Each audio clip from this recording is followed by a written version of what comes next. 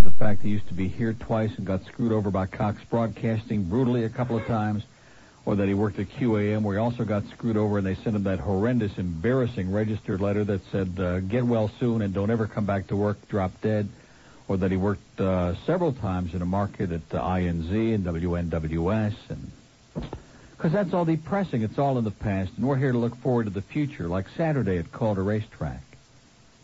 Right? No, I'm not going to spend the rest of my life following you around, watching you plunge your brains out on horses. Would you give me a $2 perfecta, Neil? That's... Would you get me a corned beef sandwich here? Here's five. No, that's all right. I got it, Bill. Well, when does that stop?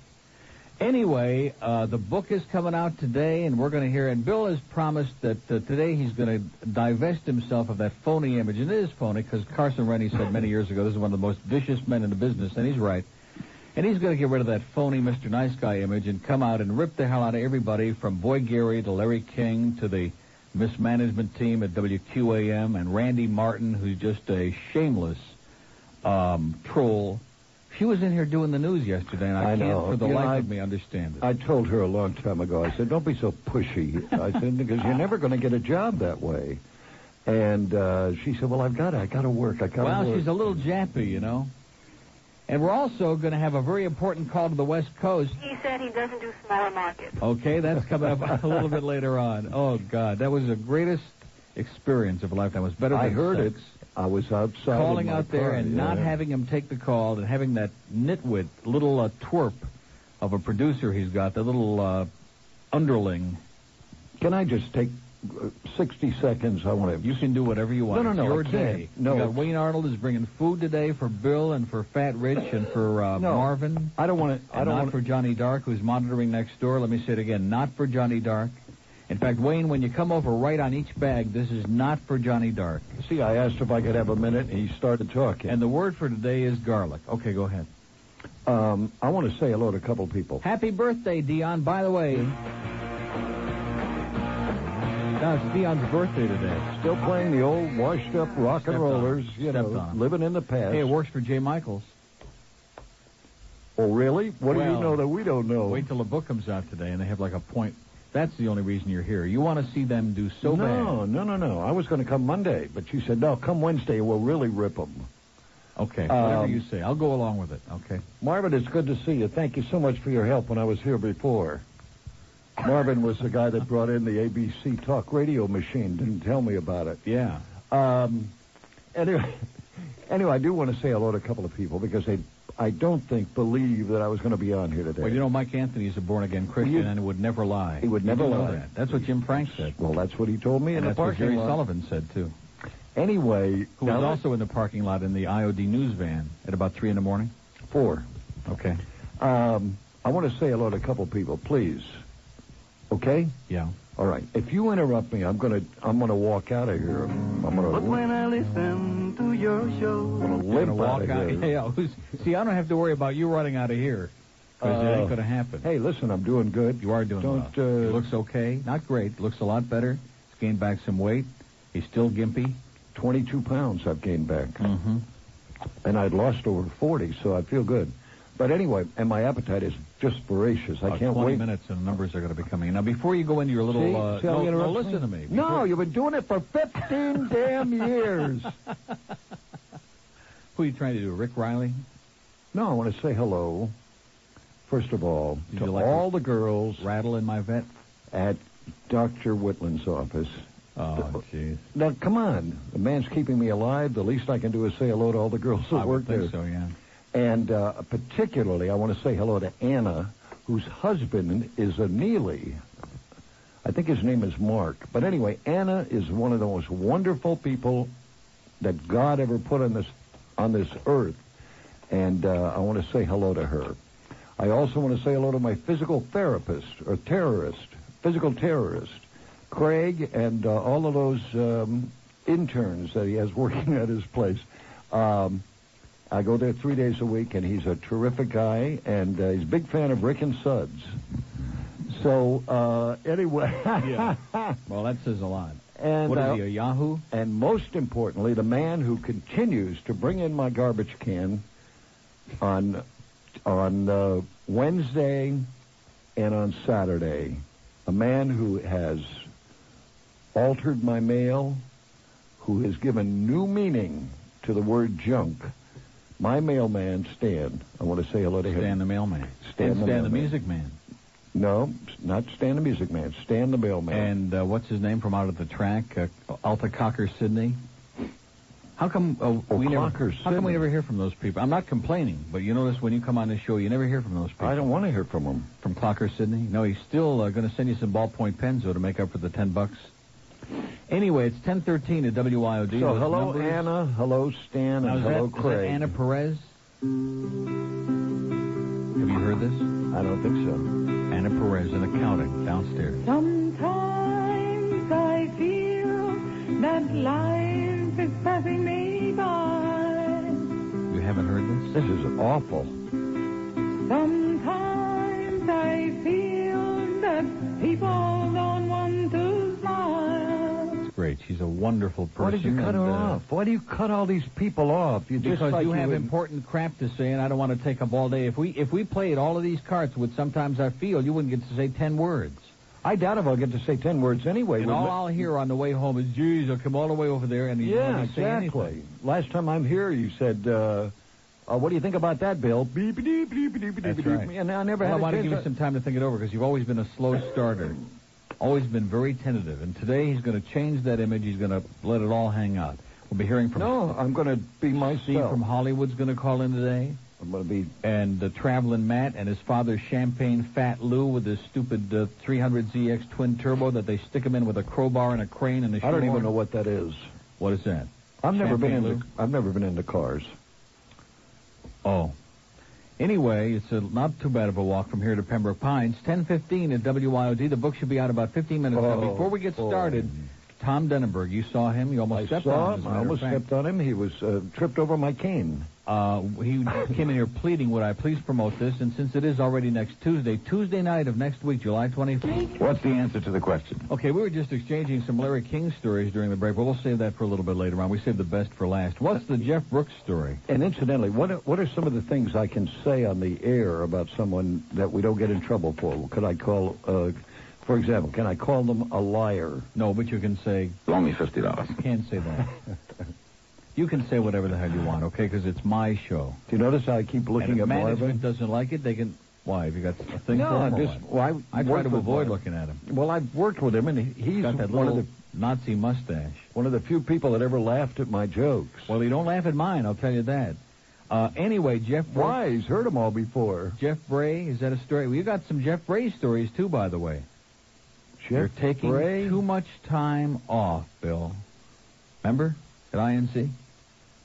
Don't you remember that? No. You don't remember that when your, mother-in-law died or something like that, and you had to go with Mary Sue to Tampa? And Jeff Bray, you had taken a couple of sick days off or something, and he said, you're taking too much time off or so. You don't remember that story? No. That wimp, that suckling Jeff Bray over at WINZ? Is he still there? Oh, yeah. He'll be there forever. Him and Tim Williams. Anyway, we don't want to get into that. What's the Jeff Brooks story? Oh, I wanted to tell the Jeff Brooks story. I'll try to make it very quick because I know you have a lot of call. Two. Jeff Brooks, when you mentioned him on your show, it brought back a tremendous... He's a guy that does the car show, the syndicated... And is very good at it. Yeah. Very good at former it. Race driver. Former mechanic. Former gas pumper at Hess. At Tampa. Really? Yes. He used to pump gas at Hess and Tampa on Dale Mabry, I think, right by the stadium. At WPLP. Are you serious? And he did a show on the weekend, and that's how it all started for him.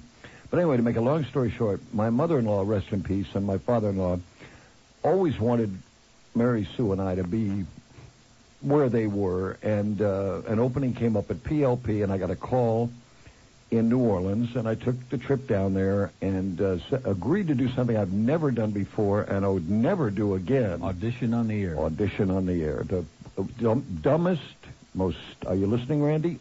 The dumbest thing anybody can do, because, number one, you're not really doing what you do. They're big on that here, boy. They're big on that here. Auditioning? On the air, yeah. Well, they audition everybody on the air. Look at Alex Bennett. Okay, please. Will you let me finish the story? Otherwise, it'll go on, and then you'll start putting me down. Anyway, I went down and did the show, and it was in the afternoon, and I did it. They asked me to stay another day, and I stayed, and I was staying with my mother-in-law. She was hysterical. God love her. She wanted us there so badly. And finally, on Friday afternoon, it was all over, and I went home. There was nobody at the station. I went home to my mother-in-law's house, sat around, and I'll never forget it. She said, "What do you think?" I mean, she was like, she didn't understand this business anyway. She must have known Tom Schaefer. And I That's said, what he used to say all the "What do you time." think?" And I said, "If I don't get this job, Myrtle, then there is no reality." I said, "It's me and a mechanic, a car mechanic." I was just thinking of an old guest of yours. I know. Go ahead. And I said, "If I can't beat out this car mechanic, I'm going to get out of the business." And she was just, oh, so happy. And the phone rang. She picked it up, and I'll never forget her voice went, "Hello?" She was so excited. "Yes, he's here. Just a moment." And I got on the phone, and it was the program director. He said, "Bill, I don't know how to tell you this, but Jeff Brooks got the job." I said, "You're kidding." He said, "No, it was 2-1 in favor of Jeff." And I said, "Why?" And he said, "Because he knows local politics." The guy was a mechanic. So whenever I think of Jeff Brooks, I always think about how he made my in-laws extremely unhappy. It's not a big story. It doesn't have a... I knew I shouldn't have told it to I feel myself. Well, that's Anyway. a short one. I just thought I'd slip it in there. Anyway, It's appropriate. he's a great mechanic, and as part Well, of he screwed you over. He messed up your career like No, he so many didn't. others have done. No. It was one of those. It wasn't a great job, and didn't pay a lot of money. And in fact, Well, I've it was never a had dead end. I've never had It a was a job dead that end. made where I would make money like, say, you. I've never had that opportunity to really stick it to him. Money is meaningless. Money and cars and all Sure. that stuff, meaningless. Sure. The public That's what- doesn't want to hear about people making a lot of money because most of them don't, and they resent it. They don't like No, that. I know. I don't want to hear it. I hear it all the way down here. I'll hear it all the way home. By the way, you should have come tomorrow because I get paid tomorrow. I could have shown you my check. Anyway, 10:25 That's the only one I haven't seen. at WIOD, and I want your now wait a minute. I want your predictions. Yes. The numbers are coming out in about 5 minutes. The Okay. first roll of the numbers. Okay, rapid Write 'em fire. down. Ask me how I think who's going to do what. Up or down? Up or down? LQY. LQY, up. Riot Radio. That's Up. WLQY. Up. Lucky 13. WQAM. QAM, flat. Don't you want to say something about them yet, or do you want to hold it off? Because I I know want to you're hold just off. bursting. I You want to sure? hold off, yeah? Until Jay gets in the car? No, it's just, you don't bite the hand that feeds you, Neil. Or they still send you a check? Okay, I have a few things I'd like to say about them. WFTL. Flat. The Coast. Well, I have mixed feelings about the Coast. I like the Coast a lot, and then all of a sudden they're starting to play some stuff Yeah. I'm having a hard time with That wasn't the question, though. Well, I'm going to skip that one because I'm Okay. auditioning. WNWS. Another enigma Life. is just a bowl of cherries. Kiss. Now, they've changed the music at Life. Yeah. Dennis Change- Collins has put a lot of vocals in there. Well, he says it's just changing the mix. And the old people's teeth are starting to rattle in the glass. They're getting real nervous from all those vocals, and I think they're going to have some real problems. Because I once don't Dennis know. starts sticking his finger in, that's what my doctor told me. He said once he starts sticking his finger in things, look out. WIOD. IOD, I think, is just a wonderful place. WINC. INZ, I used to work there. I was, this goes back a few years. WVCG. VCG, I love. I'd love. There's a sleeping Power giant. 96. Power 96, lots of it. Hot 105 in the morning with Randy Martin. Keith Isley can pick them. I thought that was Mike Ranieri in the morning. Now, how come you didn't call in on Mike Ranieri's 15th anniversary last Friday? Because nobody asked me to. Mike and I were never that close. Who is? See, that's how he stays here all the time. He's like distant. No, we never were that close. I mean, I worked Great with him. guy, but he's kind of aloof. He's just, he and I, we never really... Hit it off. Hit it off. I mean, we didn't not get along. I don't mean that. But, I mean, it was never, it was like a It was like... I've never seen you start drinking that early in the morning anyway. It's like me and your mom, okay? Your mom has mixed feelings about me. Joy? Joy 107? Yeah. Too far up on the dial. I never get up that far. KPX. WKPX, Piper High. Oh, you'll never make I never get down that far. No, with a long pause like that, all the pinheads are saying, boy, this guy's a stiff. All right, listen, I didn't come on here to try to convince everybody that I was 12 years old and that... You're out of it. You're lost. You got to burp a lot and make barnyard sounds and whatever say back at you, buttload douchebag. That's where it's at today. Forget about all those Perry Como I'll tell you records. this. If there's any questions that the audience has about the inside workings of this business... And especially Larry King. If there's anybody in the audience who is owed money by Larry King, please call in immediately, if not sooner. I bet you every line would light up. No, hold on. Go ahead. Nobody in this audience is owed a penny from Larry King. When you file bankruptcy... You don't owe him anymore. You owe me $50. Now, if you borrow it after you file bankruptcy... Okay, if he borrowed money from you since he filed, since the article in the Miami News that said how many pair of underwear and how many socks he had. Remember that? Oh, I love that. Extensive. At the time, I thought it was pretty cruel, but as I look back on it in retrospect, he deserved it and then some. Why do you say that? Why do you say that? Oh, well, you and he are always very close. In fact, if I were you this afternoon when I drop you off, sit by the phone, because Larry's got this important call that you're going to be getting from Del Sharbert at Mutual. I'll tell you one thing about Larry, one of many things. I'll bet. And I don't know how you are, and maybe it's stupid, but tomorrow I get a national television show on CNN or ABC or anywhere else. If it's 2 in the morning or 3 in the morning or 8 o'clock at night or whatever it is, who do you think would be my first guest? Take a guess. Nelson Mandela. Well, you got half of it right. Okay. You. Oh. Because I'm the type of person that when I would have to have you on. You know what I'm saying? If you didn't have any talent, I wouldn't have you on, but I mean, I'd have you on. He wrote a book and he told me, Bill, you're the only one that ever stuck by me. There's a whole chapter on you in there.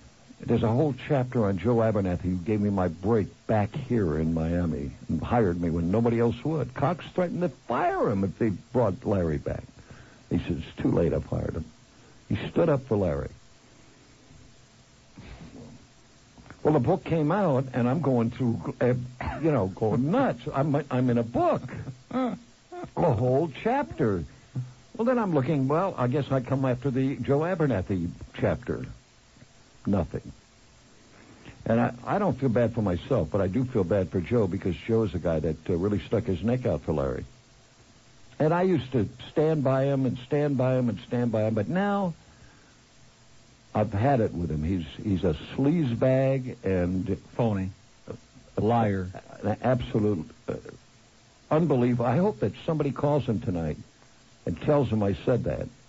Yeah, tell him it was Bill who said it, instead of Neil, because he's used to my saying it. And then he'll say, Bill Calder, I remember him. He used to work in this business. He'll say some shot like that. He was best man at my wedding 13 years ago. When I worked here, Bob Gordon sat in for me while I was getting married. Well, you and Bob Gordon are pretty tight, huh? Yeah, well, our careers have crossed. Peggy Lee and all that good stuff. King Paul. There's another Les Paul, I'm sorry. In a minute, we're going to talk about the big WFTL breakfast with King Paul. That almost slipped my mind.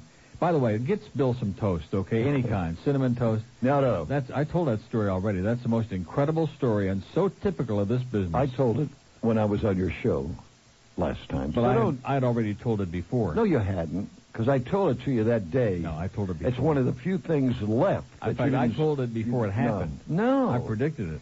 Hello, Anna. God love you, hon. King Paul.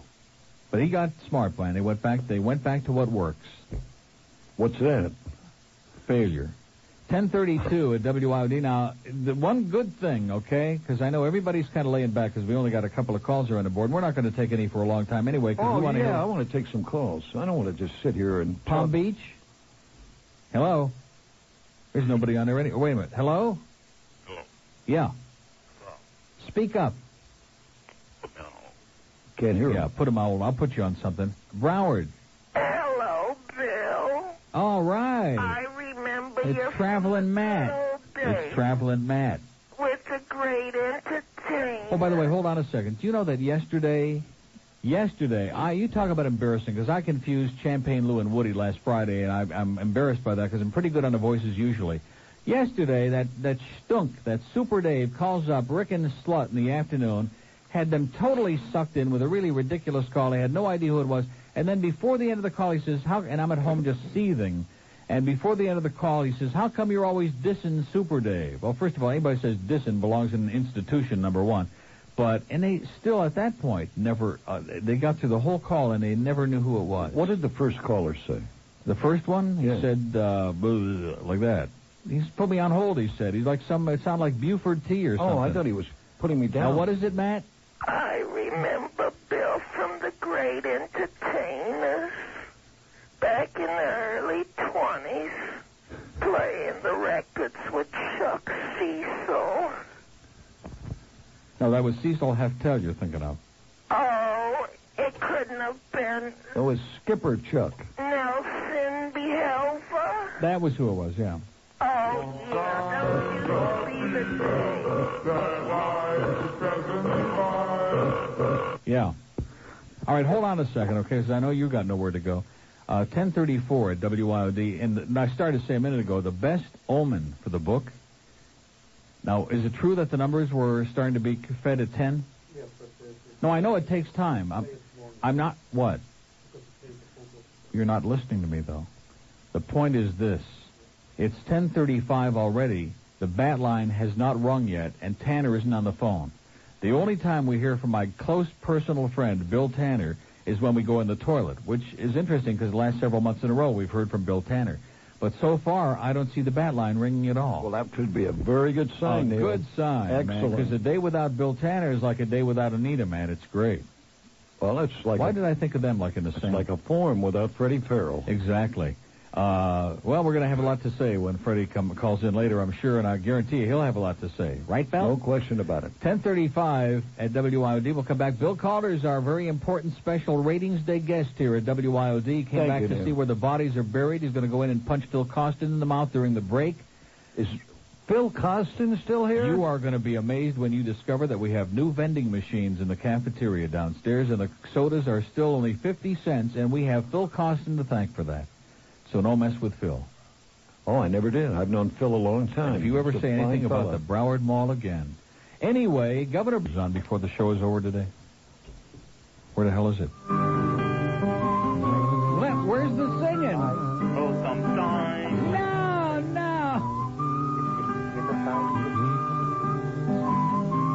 I don't hear anybody. Wait a minute. Who is that? Some pinheads. 21 till 11 at WIOD. That's become, and it's all because of Bill Calder. We have this gentleman here to thank today for a song that we sing in the shower while we're scratching our nose, and just almost any time, just break out in a song. Well, there's a lot of things you could thank me for, but you're like... But we probably won't. Anyway, let's. You want to take another call? Because we lost Traveling Matt with that funny Obviously, voice. I'm not going to establish anything about myself. I'm sure here, this so- mobile caller's gone, aren't you? No, I'm not gone. You're still there, huh? Still here. What a I'm guy. paying for it, too, aren't I? Yeah, well, you're used to that. Yeah, well. I had to lie and say I wanted to talk to Bill to get on, but I want to ask you a question, Neil. Uh-huh. I'll be down in Miami tomorrow. Where is Arnold? Royal Castle. Where is Arnold's? Yeah. You mean you really don't know? Nah, we don't make it down to Miami up here. Where are you right now, sir? I'm in Loxahatchee. Loxahatchee? Well, and you're... Loxahatchee. I'm out by the Lion Country Safari. Okay, I know exactly Oh, where wait you a minute. You're on the air at a very auspicious moment. Fat Rich just came in and said the numbers are starting to print out. Okay, so any second now, oh, God, I feel I can't tingly. handle the pressure. I feel tingly. This is a big day. Anyway, 125th. Hurry up, sir. They're going to cut you off. I can Where feel are it. you? Where are you right now? Because I was paying no attention. Where are you? I'm in Loxahatchee. Loxahatchee's up by the people animal So place. what the hell do you there. want to know about Arnold's Royal Because I'm Castle going to be for? in Miami tomorrow. Oh, tomorrow. Yeah. You're coming down I-95, right? Yep. Cut off at out 125th. Exactly. Go west, young man. 1 block. 1 block to Arnold's. Okay. Okay, Northwest 7th. That's right on the corner. I mean, you couldn't miss it if you were deaf, dumb, and stupid. I might miss it.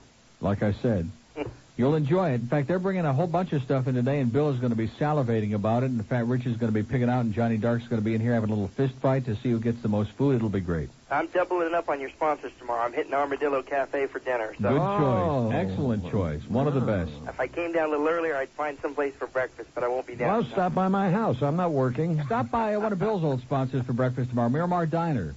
But I won't be down in time. Well, they're closed up now, but things will be back. Have a great day. Thanks a lot. Wait a minute. He wanted to talk to me. He didn't want to talk to you at all. He said he lied to get on the air, but he only wanted to ask how to get to Arnold's. Well, find somebody who wants to talk to me. They don't want to talk to you. Are you nuts? They don't even know who I There's am. a mobile in the Grove that wants to talk to Bill Calder. Hi, Bill. Hi. See? Listen, how do you get to Arnold?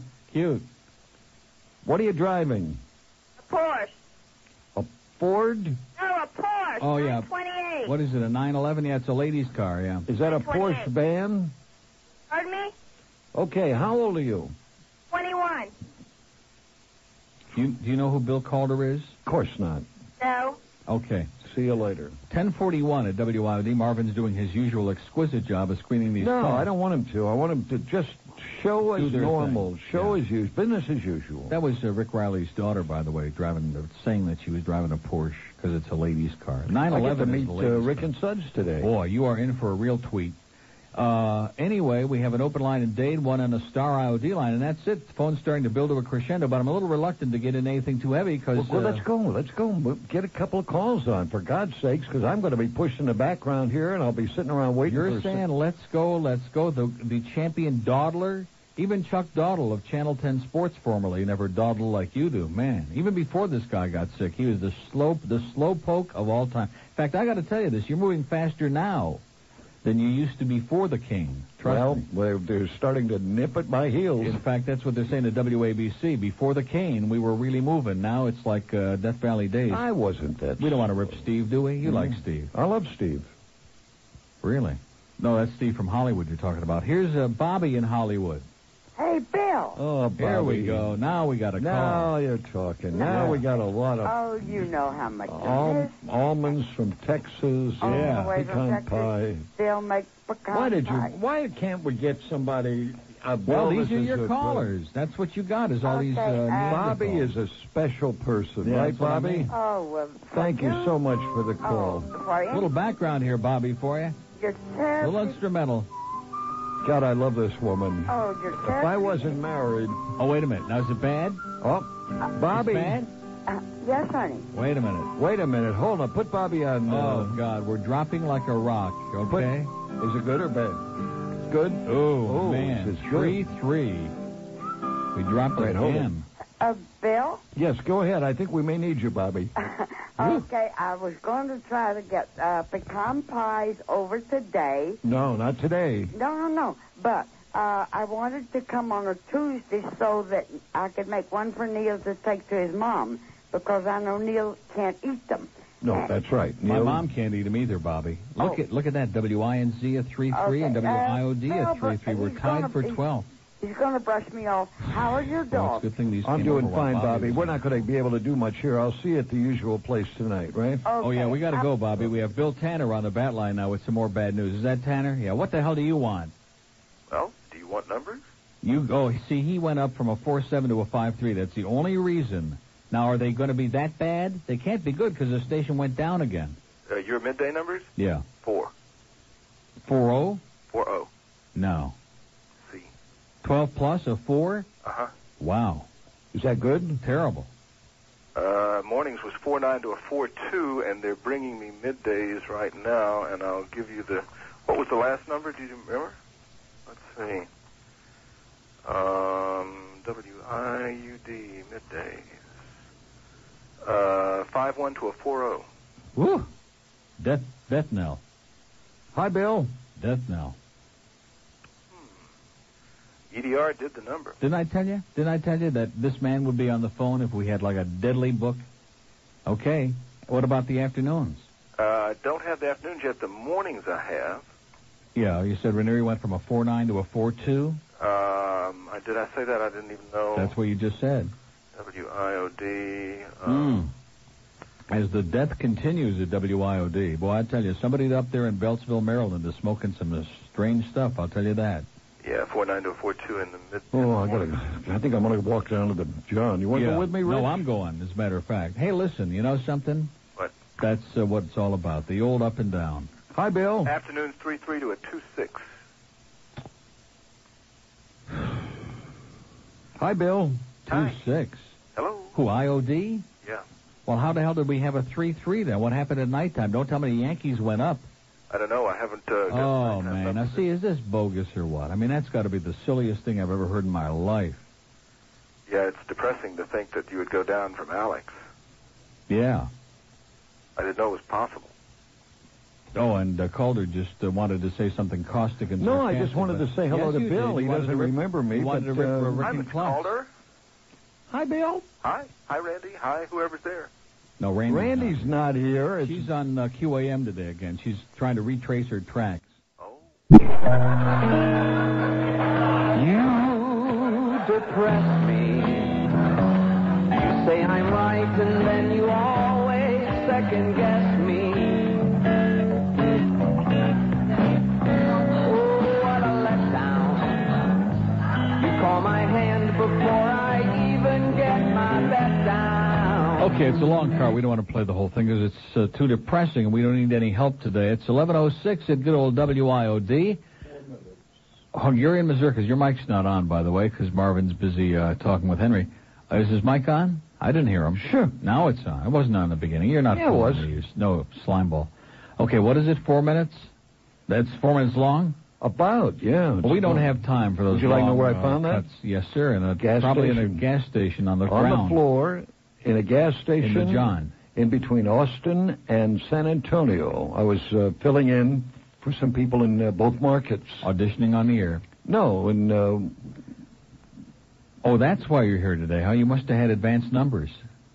No, I'm not auditioning. I'll never audition again. I don't even know whether I want to work again. Well, you sure don't want to work at WIOD again because you're just bouncing back from illness and you've been in a pretty good mood The lately. chances of my working at this station again Minimal. are minimal. Well, that's what we said about Stan. And he's on tonight, by the way, from 8 to 11 tonight. We just mentioned that because he's on about every... So maybe you could get a deal like that, be on like about once every 2-3 weeks? No, I don't think so. I'm going in a different direction. East. I think what we need now to solve the problem. I don't want to get into a big thing like I'm an expert because obviously I know nothing. And See, I was afraid of this. I should have come on Monday. No, this is very short. No, I should have come Very on Monday. short. No, this is brief, like 60 seconds or less. What we need now is a lot more changes. Anyway, it's 11:07 at WIOD. See, because they change more than you change your Let me underwear. ask you a question. Yeah. While the news was on, Yes, sir. did I make a comment about numbers in the station and people? Did I make a comment that you felt was... Right to the ball. Don't do it during the break. Do it on the air right now. I don't, please. Don't hold Please. back. Do it on the air right now. You said today you weren't going to hold back and be the usual wimpy Mr. I'm not a Nice Guy. wimpy guy. Well, then let it out. You let it out. Well, you put on this act every day. Guess me. Yeah. You do. You come on like you're really letting it all hang out. It's a big act. They ought to find out what you really think. Because I've known you 15 years. And I know the real Nelson. Do you? Yes, sir. Mandela. You want to take a call or two here? Yes, and stop, please. God almighty. blowing off Let's a lot of pick steam up. like some Well, I kind of just a hate to hothead? see you like this.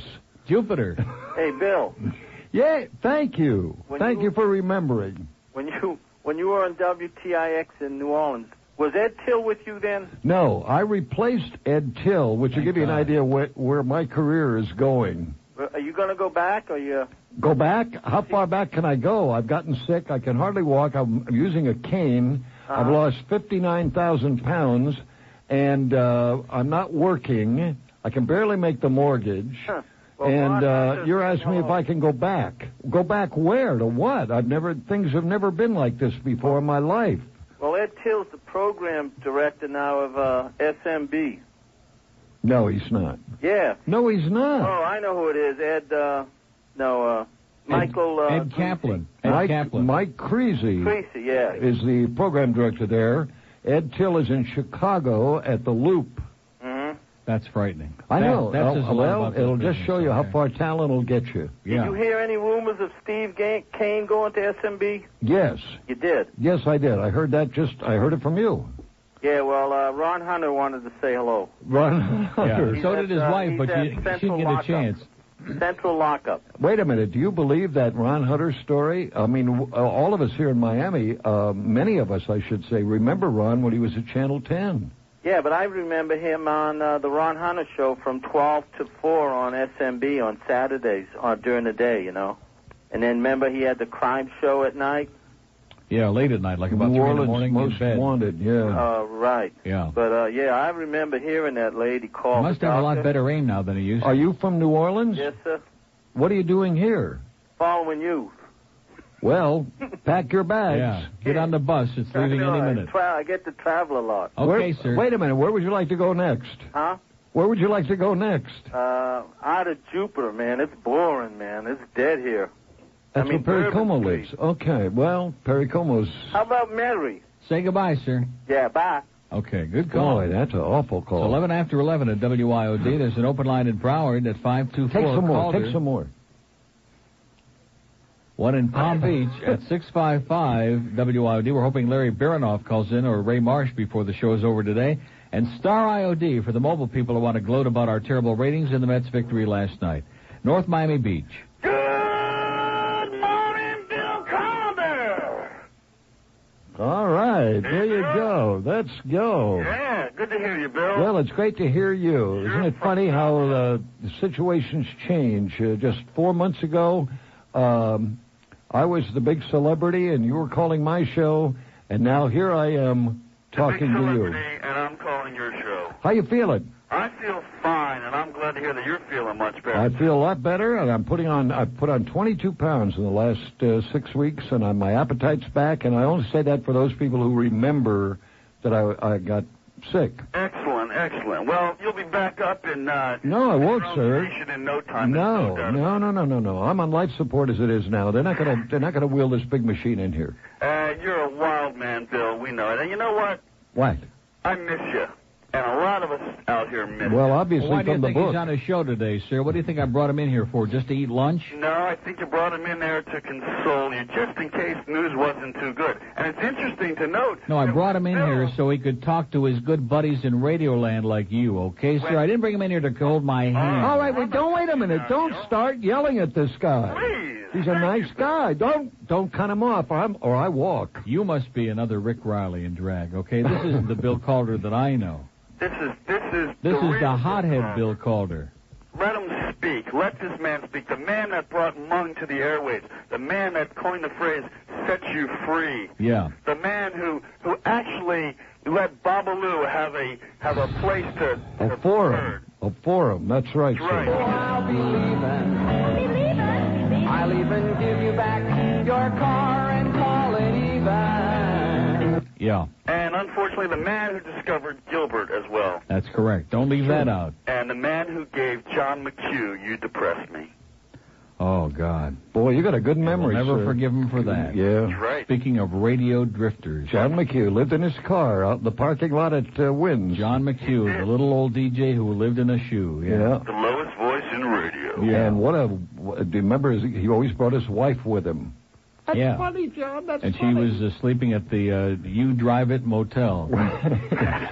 Oh, listen, have a it's good great to hear your life. voice. This was quite a call. Bill Calder, Yes, feel sir. better, get better, be on the radio. We miss you. Thank you. You're the best. I'm out of station, sir. They wouldn't have any material if it wasn't for you. When you went off the air, Bill... Don't start all over Their again, ratings okay? went- I know That's that he right. paid you a lot for this, but let's not get carried away. listen, what's right is right. In fact, we're checking the lineup card tomorrow here at 6:10. You never know. He might be penciled in. It drives me nuts when they use all your material, Bill. Okay. You're too nice to these guys. Say goodbye, sir. Right. Rip them on the Say goodbye, Yeah, sir. they even take your theme, and then put their own name in. 11:14 at WIOD on Ratings Wednesday. Remember Black Friday and Dark Tuesday? This is Ratings Wednesday. Now, knowing what a even-tempered, even-keeled guy Rick Riley is in the afternoon, can you imagine what kind of a show that's going to be? Is he a big guy or big guy? Big guy, tough, big enough to know better, tough, mean, cries a lot. And this afternoon, I just wondered, I think he's going to. I could be wrong because listen, a couple of months doesn't make a career, and there's certainly proof of that. But I'm telling you, he was expecting big things in that book. I was expecting a little increase, not much, and we went down even more precipitously, frightening.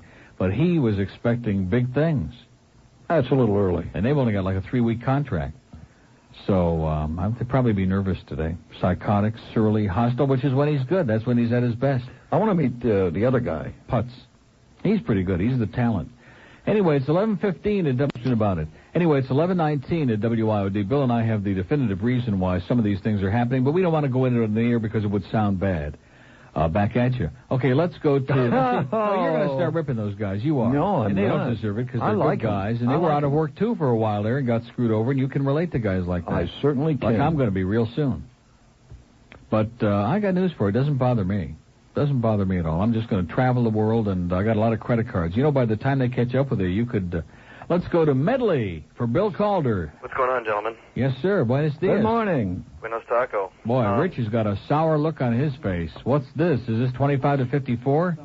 Oh, man. Bad news. Go ahead, sir, while we blow our brains out. Neil, listen, did I see you on the turnpike this morning getting caught in that traffic jam behind Bird Road? No, sir. Wasn't you, huh? No. Why would I be by Bird Road? I don't know. I saw a white vet, with the Zeta 4 license plate on the front. No, yeah, with the Zeta 4. That was me, all right. By the way, it's 6 a.m. to midnight, 25 to 54 Zeta from a 2-2 to a 1-6. Speaking of which, I have a suggestion for why INZ is doing well these days. Yes. I think people are finally getting around to discovering Alabrera and what a stud he really is. Yeah, that's probably it. Or what a stud Jeff Bray is. Now, I haven't even seen these yet. Get out of this room now, Johnny Dark, you fat pig. Go ahead, sir.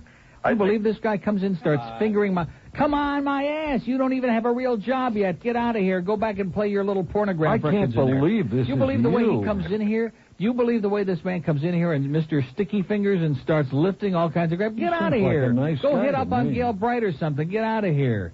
Now, what is it, sir? I'm sorry, but he's not a nice guy. He's a slob. I've never seen you get so vicious. Well, I'm starting to act. You wanted me to be myself. Go ahead. Yeah, but I mean, it's been a long time since you've had those KAT numbers. I didn't think they'd hit you up like that. Look at this, women 25 to 54. Well, why the hell do we want that? Look at that, midday, 2-4 to a 1-6 in women. Well, we don't have any women anyway. You don't think that month that we had all those prepubescent pinheads going buttload, douchebag, and farting on the air, you don't think that might have something to do with this, sir? I just have no response. Look at this. Men 35 to 44, Monday through Friday, 10 a.m. to 3 p.m., from a 10-8 to a 6-8. How do you like that? Still number 3, but that's pathetic. Rich, do you know how to get to Pembroke Pines? Boy. Stand by, I may need you. I'm driving to Homestead. I'm going straight south down to the Keys, and I'm just going to keep driving 100 miles an hour, 140. Well, I'm just going to keep going. Hey, Neil, do you think... I'm driving to Cuba. Neil, don't you think that Bill sounds a little bit like Harry Carey? He looks like Harry, too, as a matter of fact. Not quite as much hair, but pretty close. Well, listen, now they're starting to attack guests. Well, we have to attack anybody who's nearby. I should have come on Monday, don't you think, sir? Absolutely. That's what I told you. Now, what is this? This is the whole book? So what do I want that for? I don't want the old one. We got the new one coming out. These are even better numbers. Go ahead, sir. What is it? Is it goodbye? Go ahead, sir. Well, I just want to know if you thought he sounded like Harry Carey. I think he really does. Okay, thanks a lot. Excellent call. 22 after 11 at WIOD. He wanted to know if he sounded like Harry Carey? Next Monday, I'm returning to topics. Okay? And here's Wayne Arnold. What is that, a noose around his neck? What the hell is that? Wayne, what do you got there? I mean, the numbers weren't that bad, okay? Wayne is here to hang Tom Denenberg in the back. We did it at Specs, and, of course, his wife was really shocked when she heard Tom was hung. We got some terrific food here now for Bill Calder. See, we don't mess around. We give you a hard time. Well, what did I say to you driving down here today? You said, of all the places he was hoping, look at that. Isn't that beautiful? He said that he hoped that Wayne Arnold would bring some stuff down because he's never had White Hots. He hasn't had any of your food. He is going to be in for such a treat today, it's going to be shocking.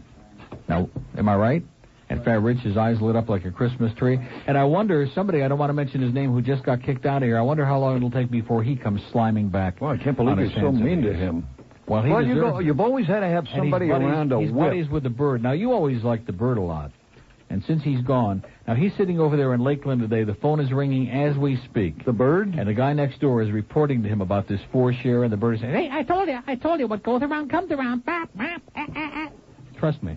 I didn't care much for Guarantee. him. No, he sucked. Anyway, look at this, man. Wayne just went nutso today, huh? This is my friend Troy. How you doing, Troy? Good to see you. Wayne, is this for me? I'm going to get you...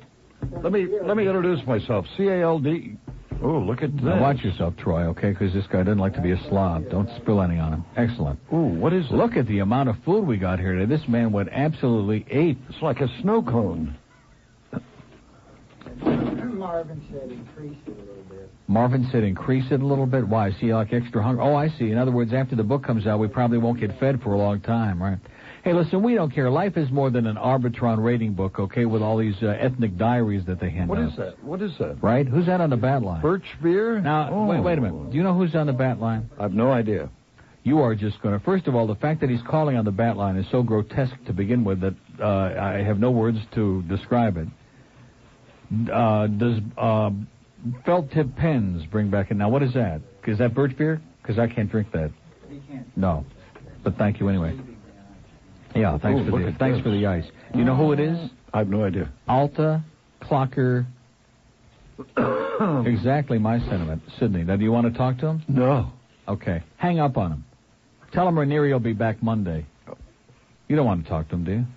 About what? What does he want to talk about? I have no idea. Well, I mentioned his name before, and he calls on the bat line because Ranieri actually puts him on the air like he knows something about horse racing. Oh. Which he doesn't. He knows nothing about it. He knows how to borrow money at the track, though. He thinks... Sorry, Sydney, but so long, Sydney. Sydney believes that the thing that the jockeys tap the horse with in the stretch is called a cesta.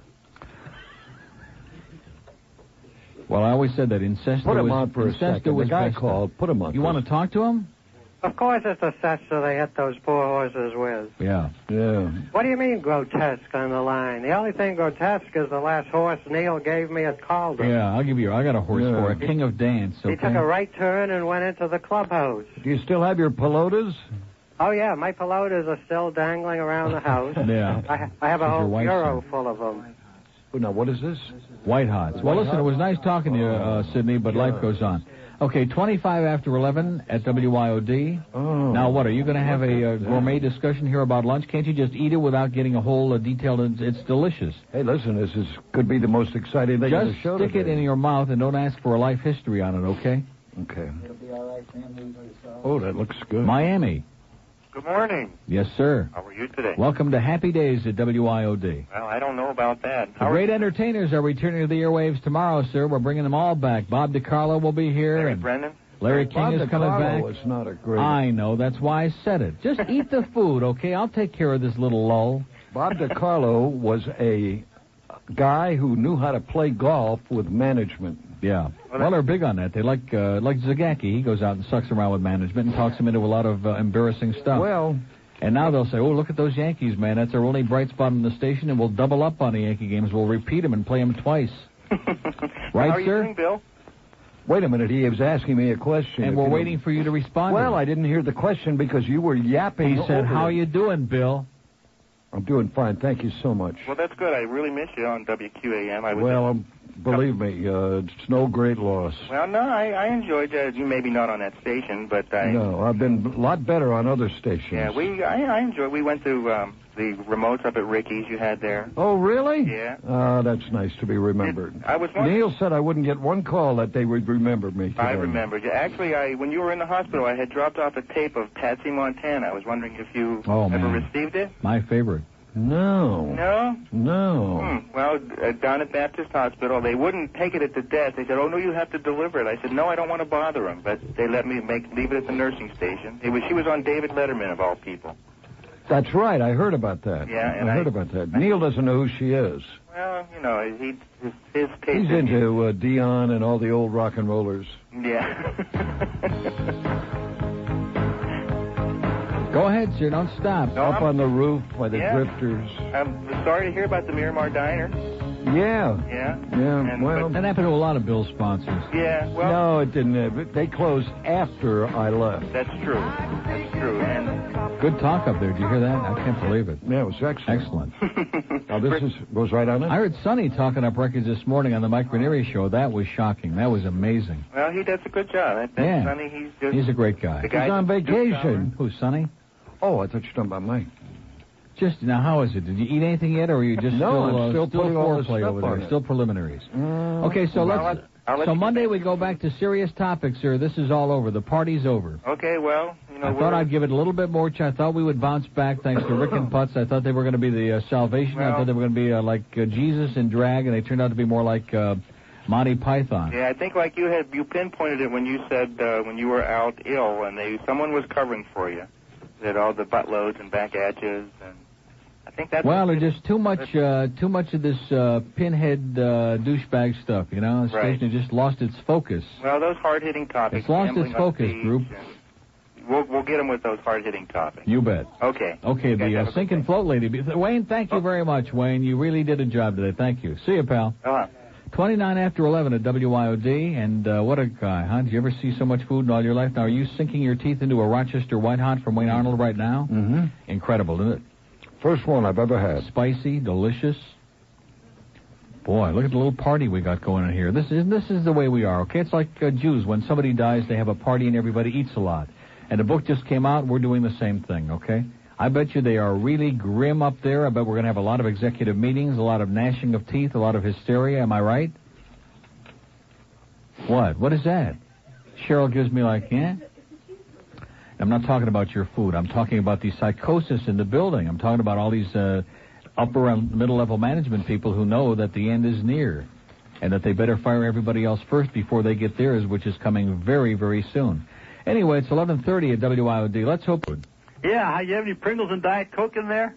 Yeah. Hi, Bill. Steve from Hollywood is on the phone, ladies and gentlemen, one of America's truly incredible phone callers who's got a lot to say and is not afraid to say it. What does that mean? I'm not being precipitous, am I? Well, I just said it because we were discussing you the other day, as a matter of fact, at the track, and we agreed that you have got a lot to say. You don't beat around the bush. You come right out. You tell it like it is. You're not boring. And, well, I didn't say that. And we also like your smooth, steady style, that staccato like a rapid-fire delivery. What day do you want your show, sir? How about Sunday would be good? I don't like that. You don't like what? That snow cone. Snow cone? What are you guys doing in there? What the hell's the last time we ever invite this guy back on the show, don't start telling us what you don't like. Tell us what you do like. Who, me? No. Oh. Wayne Arnold just brought $4,000 worth of food in here, and he's giving me you don't like his snow cone. Does he really have a snow cone? No, he doesn't have a snow cone. He's got a cup with too much ice in it, that's all. Oh, okay. How's the White Hot, Bill? Interesting. I can't believe it. Bill Calder eating on the air in the studio? Yeah. And Neil Rogers? I'm never feeding him again. He is such a grouch.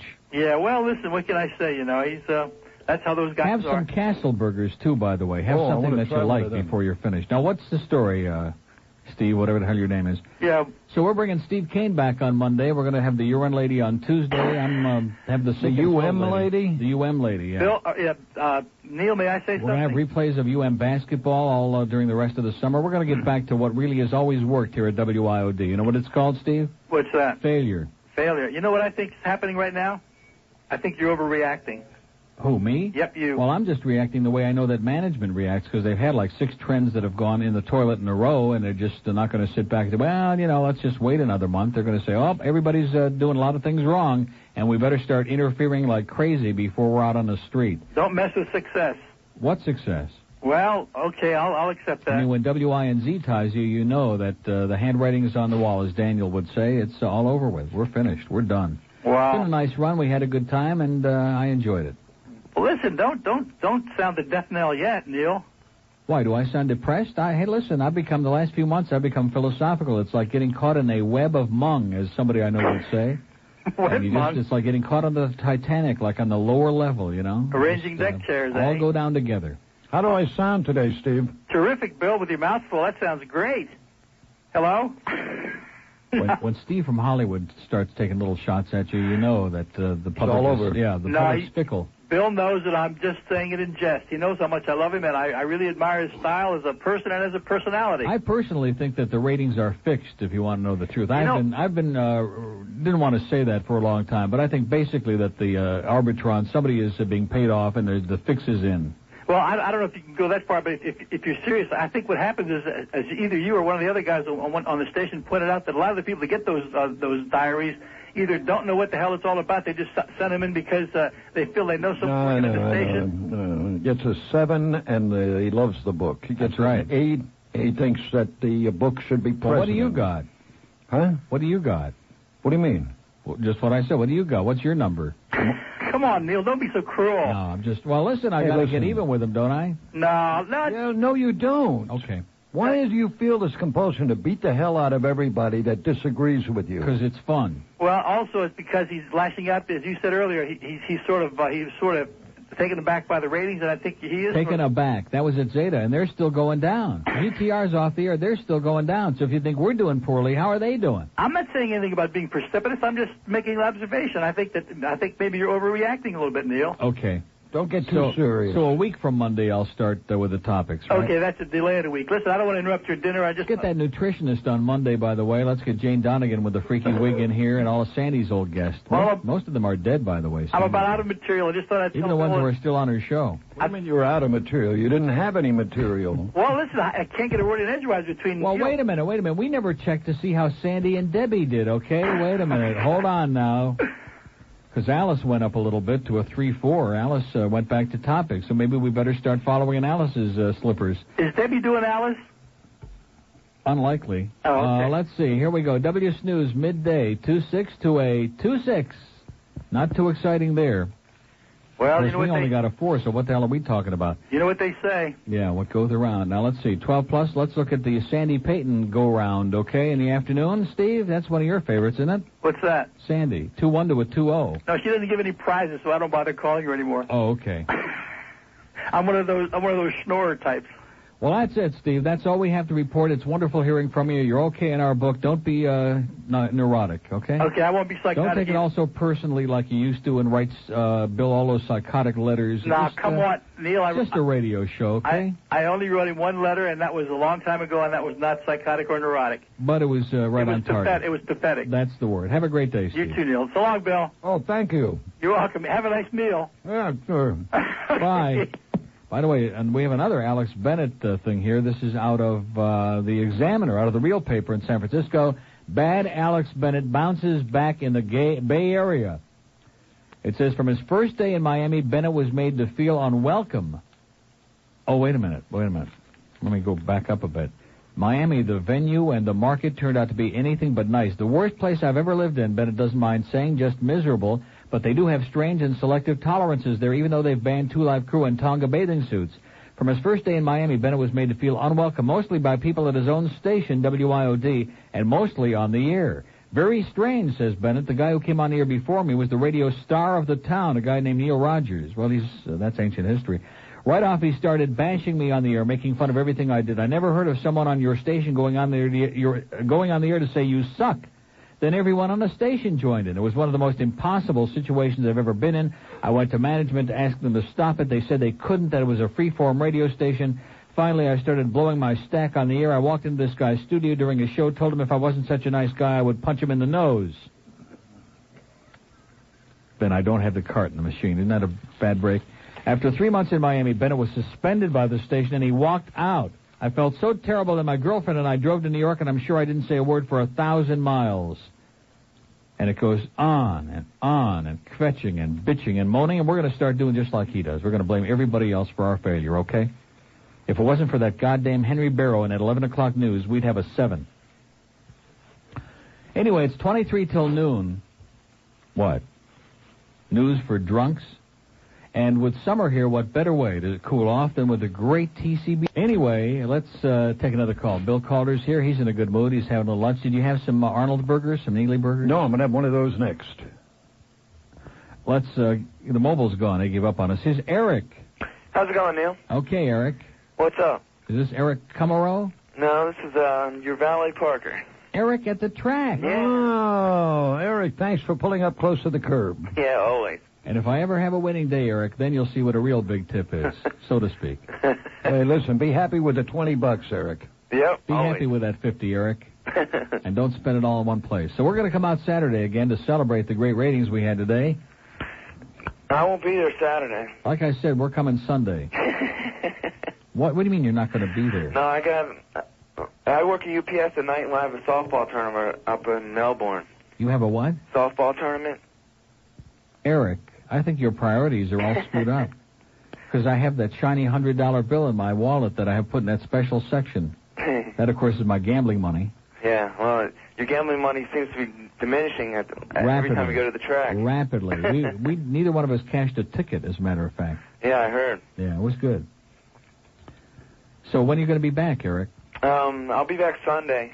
Sunday. We were going Sunday this week anyway. Yeah. Right, Bill? Yeah. Yeah, we were thinking about that. Isn't that a funny omen? Well, no, I don't like going there and bringing him in his weakened condition and just having anybody open the door and carry him in and like you do. Yeah. So we want to make sure that you're there Sunday. So that's why you really called, right, Eric? Right. Because you want to make sure we don't come when you're not there. Right. I want to make sure you're taken care of, Neil. Because you need that $400, right? Right. You want to make sure I'm taken care of? Yeah. Well, we can discuss that at the car.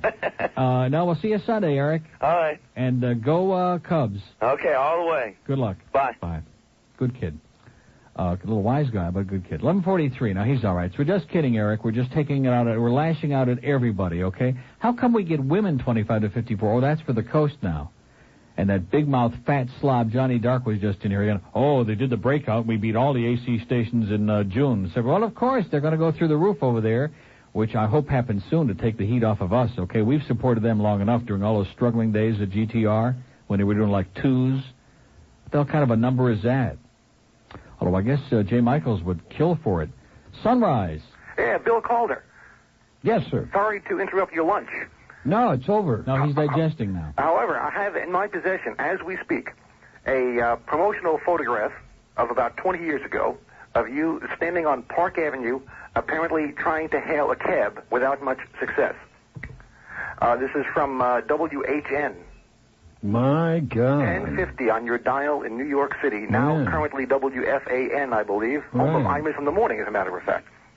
God, where did you get that? I was living in Staten Island, New York at the time for this, along with pictures of here's some names for you to remember: Herb Oscar Anderson, Bruce Bradley, Bob Fitzsimmons, Bob Jones, Dean Hunter. Oh, my God. Tab Hunter. The late Lonnie Starr. Lonnie Starr used to do weekends. Mm-hmm. I thought that would kick in some memories for you here. Boy, that's terrific. 6 to 9 p.m., Monday through Friday. I don't remember what you did on the weekends, but one of the highlights of most of the evening programs was the Willie Bird. Remember the Willie Bird? Going up to, I guess it was Westchester or Connecticut to check out the Herb Oscar Anderson farm for the evening taking out of the garbage. Oh, my God. Yeah, I did a bit where I flew over, all simulated, over Herb Oscar's house for the emptying of the garbage, and you heard the trumpets blaring, and here came Herb with his robes and garbage bearers and all that stuff. Yeah, that was a good bit. Yeah, because my wife and I guess I ought to use that again, huh? Take another shot with it. Call it the Neil Rogers emptying of the garbage. Here he comes now, followed by his two dogs, and, little Tiny has just a little bag of garbage.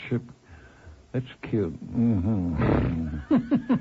Okay. Well, listen, things were different then. People were having fun on the radio. That's right. And, not anymore. We're stopping as of right now, I'll tell you that. And we're off to a good start. Well, those were the good old days. Yes, sir. Well, Don't say that. You can't go back, you know. You can't relive the past. That's true. But you still apparently were not successful in catching that cab you were looking for.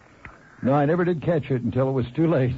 So I don't know if that's significant of anything. Yeah. Did I have a white raincoat on? Yeah, and black gloves. Okay, now that comes from a picture called Funny Face with Fred Astaire and, what was her name? The little French girl. And it was Leslie Caron. Leslie Caron. And all the way through the movie wore a white raincoat that I went nuts for and had a hard time finding and finally found it, and I think I'm wearing it in that picture. Am I right? You certainly are. Right at the end of the movie, yeah. Yes, sir. And I was doing a lot of dancing then.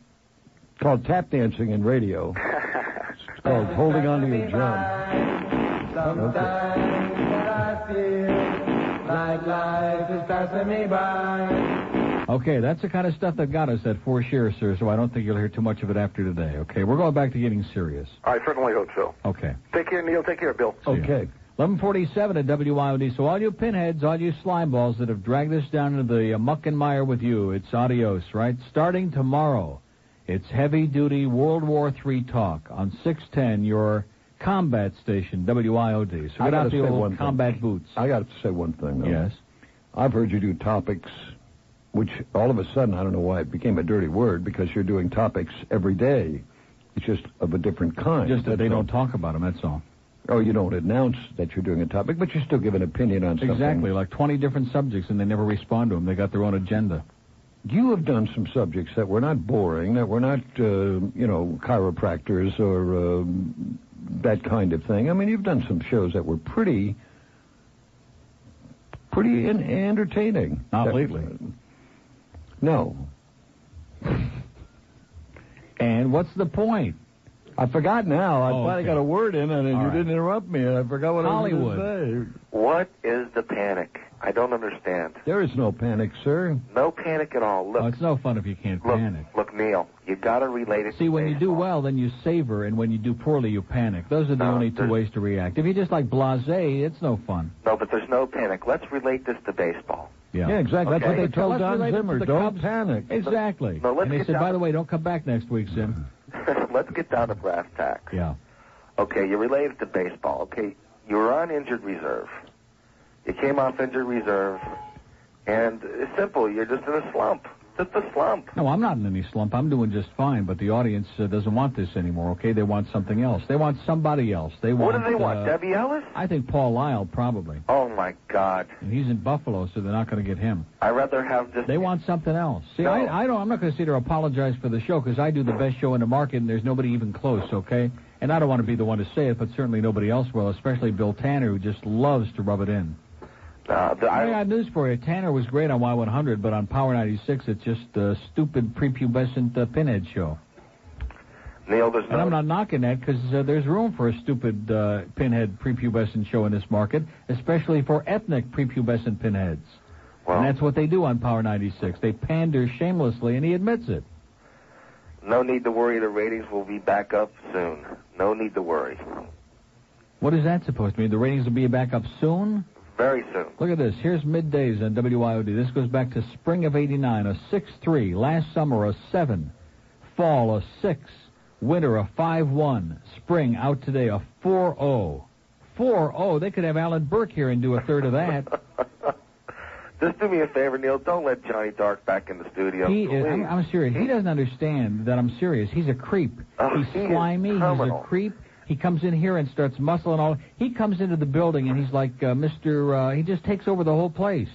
Oh, man. He starts coming and grabbing everybody's goddamn food and sticking his finger up your nose and just everything. Well, you got it, he wants it. And I guarantee you, right now he's on my the phone. big dog's got something that he's going to get tomorrow, too, by the way, in a little sack from Wayne Arnold. I guarantee tinfoil. I guarantee he's on the phone with the bird right now. Guaranteed, and they're just in there. Boy, he's going to go down to a 2 in the next. He'll be out on his ass, and I'll be working in Canandaigua, New York. Like 2 yentas, I guarantee you. Like a couple of old fishwives. That's it. Have a great day. All right, Neil, Neil, made me take feel care. a lot better. You're going to be, everything's fine. Everything's just fine. Everything. Remember the last guy who said that. See you later. Who is that? What? That guy. I don't know. I mean, who is it? Like, I know these callers personally? That's bad. When you start knowing every caller personally, it means you don't have many callers. No, but you seem to know him. I just thought maybe. He sounded like a broadcaster. Had a nice voice. Jack McDermott. It's 9 till noon. Okay, you want to repeat that? No. Well, why do you want to say all the good stuff off the air? It's not good stuff. They won't respect you if you only say the good stuff during the break. First of all, I'm not some kind of a wimp. I'm not a radio maven. I don't know. What he said that there's something. How did you phrase it? Okay, I said, and I was going down a list of different groups of people on the air over a period of time in this market, and I said they all had something that kind of held them together. There was a certain warmth, a certain fun, a certain something. But a certain identity, too. Yeah, kind of identity. And I think that's one thing that the station needs here is it has an identity, but it's now everybody's like going off in so many different directions, all attempting to do the same thing. That's all. Neil Jr. Well, I'm not sure exactly whether that would be the way I'd put it, but... well, that's the way you said it off the air. Anyway, 11:56 at WIOD. Let's go to... no, because actually... hold on. He's not finished. We got a moment of break. If you take everybody on the air here, Neil... Yeah, and put them in an incinerator. None of them are doing anything remotely close to what you're doing. Yeah. So you can't really say... That's not true. We're all failing. See, I'm trying to be serious. And yes, sir. It's not me. I'm just a flighty, happy guy. Correct. Yes. Hi, Neil. I'm singing in the rain. Two questions about this Arbitron thing. Was this a spring? What was the deadline on this last one? April, May, and June, sir. April, May, and June. 1990. The year of our Lord. I was working for HRS, so I can't give you my name. Your what? When I was working for HRS about 6 weeks or so ago at two separate residences, one in Hialeah and one in Little Haiti, I saw Arbitron diary instruction books out in the places just not being used at all, and I wondered what areas how many thousand do they send out in this market? 2,000. 2,000, so that's one for every 1,000 people, roughly. So if one of them doesn't get... How do you figure that? There's 4 million people in Dade, Broward, and Palm Beach. Yeah, but I'm just figuring like a house has 2 people in it, right? One envelope. Oh, how many households? Okay. Yeah. But, so if one of them gets ignored, it represents, a couple thousand people. Yeah. And especially if it goes strictly to a Hispanic or a Haitian market. Yeah, but we can't keep using that routine. I mean, we've always had the same factor. There have always been the same number of Spanish language stations and always that same kind of fanatic loyalty. That's always been a given. So when we did very well, we were up against the same mentality. So you can't keep finding excuses. The fact is we suck, okay? Well, I shouldn't say. Well, at the same time, I mean, there was a lot of shooters. There was people shooting each other in the foot. I mean, I realized we had that great promotional campaign back in the wintertime with those mail-outs with Ranieri's picture with his finger up his nose. That really did it. And then, of course, these billboards, I think, are what put us over the top. I don't think we could have achieved this level of numbers without the current billboard campaign. And personally, if it was up to me, I would bring Sandy Tinsley in here on the air and just blow off a bomb in the building, and that would solve a lot of our problems, like in a little room. But I mean, have you seen our billboards? Yes. And? Oh, I think the one of Ranieri looks terrible. The one of what? Ranieri, Mike. Well, they're all the same. There's no one that's better or worse. I mean, it's just a matter of degree. Just a question of who's got the biggest ugly teeth. Well, exactly. Yeah, that's sort of like exploded drawing. But wasn't Bert the controversy over just discharging a bird or whatever you want to call him? Was that also in the springtime? No, the bird's been gone since December. Yes.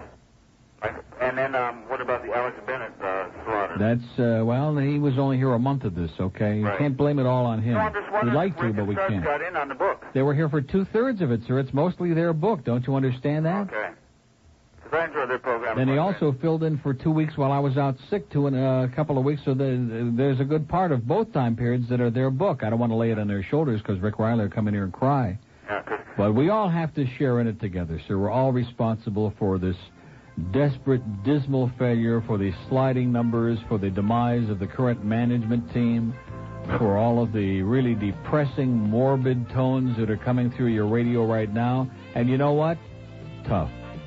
Okay, we got Chuck Meyer here with the noon WIOD News. Chuck's in a good mood. He's going to Chicago with us, and we're still here. The sky is falling. Attention Kmart shoppers. We have a lost little girl.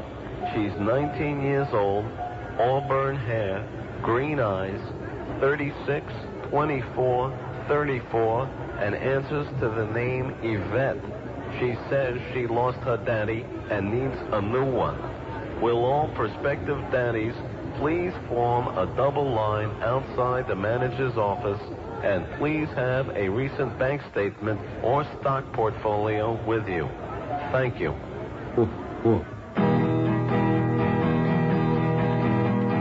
Sometimes I feel like life is passing me by. Sometimes I feel like people don't want to smile. When I listen to your show, you make me smile like a child here. You can help me get by, my friend. Bill Calder on the radio. Bill Calder on the radio. My radio, yeah. Okay, Mr. Calder is occupied at the moment. He'll be back in just a second. 12:07 at WIOD on a wonderful Wednesday. Hey, listen, we're not going to be bothered by these. Let the people who get paid to be in management worry about all these things and figure out all the answers, because they've had so many answers already since I've been here that God only knows they can only make it worse. Anyway, here he comes, straight from his appearance at the guest room at the Ramada Hilton on the corner of 79th and Biscayne. What is it? Somebody knocked over it. Somebody knocked over what? Your cup? Oh, nice. Some slob was in here just munged all over the place. Oh, boy. Kendall. Hello? Hello? Yes, sir. Yes, I want to talk to Bill Calder. Are you sure now? Yeah. Bill, Last time I checked. Okay, well, the way you said it, we're kind of like tentative on his name. Yeah. Mr. Calder, if you'd sit down in that chair and not worry about if it's wet, that's the way it goes, okay? It goes with the territory. This gentleman would like to speak with you. Can we get you to do that? Sure. Well, he's dawdling. He's doing what he does best, sir. He's dawdling and stalling around. Cheryl will take care of that. She's very good at that. Just a minute. He's still standing, What's sir. this in here? I don't even want to say it. Hello? Hello? I'm dying over here. Okay. See, I knew that if we waited long enough. He said he can't wait to hear you speak. Margate. Hello. Yeah. I'd like to speak to Bill Calder. Yes, sir. Bill Calder, your guest that you have here today, why don't you, when you leave the studio, why don't you just drop off your resume and application? I'm sure they'll reevaluate it. As of the ratings this morning. Yeah. Neil, I'm a first-time caller. Great. Well, you're sure giving us... Are you paying any attention to this, or are you still worrying about that coffee on the table there, Calder? Well, just a little bit, You but can't let somebody little knocked it things... over while I You've was always in the been that way. You let little things throw you, okay? You can't worry about that. Like when your horse falls down in the middle of the backstretch. You can't worry about things like that. You have to just keep moving on. I want to thank Cheryl for... Forget about Cheryl, okay? Cheryl is in the world of her own right now. She knows she's in for a tough week. Is this a call for you? No, it's for you. Oh, good morning. Good morning, sir. And he's already finished saying what he had to say. What did you have to Not say? quite. Go ahead, sir. Not quite. Long-time listener of yours. Thank you. What station were you on when you and Big Wilson were together? You're listening to it right now. WIOD. Oh, okay. And Sandy Payton was on then at the time? No, she was on A1A then. Oh, okay. That's But how then when far I came go back, when I came back the second time, Sandy was on. Oh, okay. I think the greatest times I've ever tried to listen to her. I'm a service truck driver, and I used to pull over the side of the road laughing so hard with you and Big Wilson. Yeah, well, I'm a funny guy. Well, so Not was anymore. Not anymore, though. And I'll tell you something interesting. You bring up a point, sir. A lot of people say, like my doctor has said, go back to work, go back to work, go back to work. And you know something? I'm not sure whether I want to go back to work because with just a couple of exceptions, it doesn't seem to be as much fun anymore. Everybody seems to be like, I can't even think of a word for it, but I don't know. It's just over the last couple of years, it's gotten, I don't know, kind of... Too professional, too commercialized. Too professional, yeah. No, not too professional. Just, I don't know, it's just not as much fun. I don't hear as much fun on the air. I punch around, and now I'm not working, I have time to listen. Yeah. And outside of Rick and Suds, that's it. Yeah, that's the only thing to listen to now. No, I listen to them. I listen. Are you going to start in on them now? No, I do. I listen to them. Yeah, and? They're great. I agree with you. They're going to do it, and they're kicking ass. And so I want to tell you, he's biting his tongue so hard that there's blood all over his dentures and all over his forehead. That would be a great combination, you and Neil. Me and Neil, yeah, that'd be sidekick, great. Yeah. That would really, me as his sidekick would be like... maybe one day every 6 months would be good. Nah, too much. Have a great day, sir. Thank you. We've had some great moments, so we really have. Wins was the best. Yeah, I was doing 8 to we had midnight. some Bill fun. was doing midnight to 5 in the morning. We had the crossover. We were having fun. Having fun. And I, at periods, have had a lot of fun here, too. And lately, I've been having fun here again. But the only problem is then this stuff comes out, and you look at it and you say, I don't believe it. Because, like, everywhere we go, everything we do, we have these enormous turnouts. I'm not talking about just pimple-headed geeks, but I mean, like, you know, living well, and at breathing the shoe people. store at 79th and Biscayne, for Exactly, example. man. That was fabulous. No, but really, we have, like, at the ball game and at all these remotes and everything we do, and the sponsors just get tremendous results. And so if we were, like, losing the audience like flies, like this stuff would indicate to you, there would have to be some barometer of that, something to go along with it. And it's not there. It is just, you don't feel it. You follow what I'm saying? Yeah. So, but you can't keep saying, if you're going to talk about ratings on the air, which I've always done, you can't find excuses forever. You can do it for a couple of trends or something like that, but you can't do it for 6 or 7 months. You have to say, well, I guess that's ancient history. Now let's go on to the next thing, you know. What is the next thing? Boy, I wish I knew. I think it's called retirement.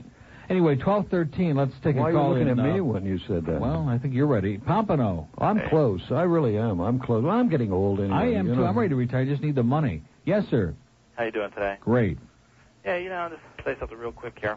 If you promoted drinking and partying and smoking dope and eating crappy, unhealthy food and all that kind of stuff like the rest of society, your numbers would probably go up, you know. But the fact that you're healthy now and you're on the right track, people don't want to hear that. They don't care about that. Well, who the hell talks about that? I don't sit here and talk about my health all day. What does that got to do with my show? It's nothing. In other words, they liked me better when I was a big fat slob and I used to sit here shoveling food down my throat? Unfortunately, I think that's the way Oh, they absolutely. Well, wait a minute. I agree with you, Just sir. a second. I What do agree we got? with We got you. anything left in here? No, nothing. Oh, okay. No, I agree with you, sir. You that may not be the whole point. But Oh, that's no, look, I want to tell you, the world's most depressing man, Marvin Rawbar. This man in there is so depressing, and he's nodding his head. It's just like when the first person called a few months ago and said, well, the bird, you know, the bird added about as much to this show. No, you're sidetracking. You're sidetracking. No, I'm not. I'm yes, going to come you back are. to We're it. not talking about the no, bird. I'm not. You know who it's like? Who's he's just very... going to get him to suck along with this. No, Go ahead. I'm not. I can take the it. very Go ahead. funny guy. Everybody attack. I don't care. The I guy can handle that it. I'm played used to it. Who's the I guy? once worked with Steve Kane. Who's the guy that played in Fatso? Dom DeLuise. Dom DeLuise. The more weight he lost, the less entertaining he became. The healthier he became, no question about it, and he'll live longer, et cetera, et cetera. But don't you agree? The more weight he... Look at him, he's going right from white. No, I'm serious. I think it's true, too, because it's like the way it is now in society. If you don't party and you don't drink and you don't hang out with people that are unhealthy, they don't want to associate with you anymore. Exactly. And it's a small part of it, but I think All right. it's a percentage. All right. How's this? See, now that's How's the old this? I man. got a Royal Canin, an Ely burger right in my mouth. With the Don't bacon. do that. No, I got the bacon. See, It's hanging now, off my lip. now you're really going to get the audience. But I stopped doing this because I heard it was bad radio. No, Yeah, you but that's stopped. not- No, you did By it. the way, is he halfway to Louisville yet or what? I told him. Now, I want to repeat this because I said several months ago, not just like yesterday, but several months ago, I said, given enough time, Boy Gary and his evil twin could turn this into a parking lot, okay? And I wasn't joking when I said it. Everybody thinks when I attack management it's a joke, but I was serious. And I got news for you. I saw 6 cranes out in the back yanking the towers off and working on new yellow lines for more parking spaces for the people at Channel 7. So, you know, don't think it's all a big joke. But Well, this is really good, though. The bottom line is your health is more important than any rating. No, Yeah, wrong. right, Absolutely sir. wrong. That's all that counts. That's right. It's your financial health, and you can only have that with big ratings. No, okay? listen, you said to me So just... what? I can handle another stroke. I'm healthy enough now. Just a little one this time. I got to get back to work, guys. Take it easy. Okay. All right. Boy, sure ran off Good nice. caller. Excellent call. And Marvin agrees. He wants us to pig out. One reason he agrees, he wants to eat he wants to fill his fat face here every day. No, that's not what Marvin's saying. Marvin is saying... What Marvin knows about radio, you could put in his earlobe Hey, and have listen, room for the those Soviet guys Army left out over. there in the control room, they're the unsung heroes in this business. Yeah, they're the ones that put all these pinheads on the air. That's right. Marvin takes a big part of the blame for those couple of months where all we heard was, I'm dying over here. That's it. Look at that. I'm spitting all over the goddamn microphone. Excuse me. Sandy would never have reacted like this. And look what she's got, about a .2. Tampa? All right. The celebrity caller, ladies and gentlemen. Hold on. keep him on for laughs every now and then. He's having a great day. Where's his job? Hey, that job at ABC Liquors, how's that holding up for $4.75 an hour? See, the great thing about this, we can talk about this all day. I still get paid a big check every Thursday. Although they did mention to me, I think Disney said before that tomorrow they ran out of checks. I think that's a hint. Anyway, 12:17. Boy, these are great. Take one more call. One more call.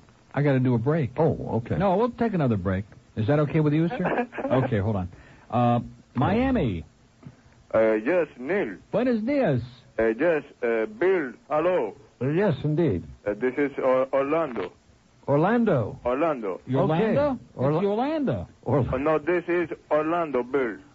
Orlando. I just want to say, I want to thank everybody.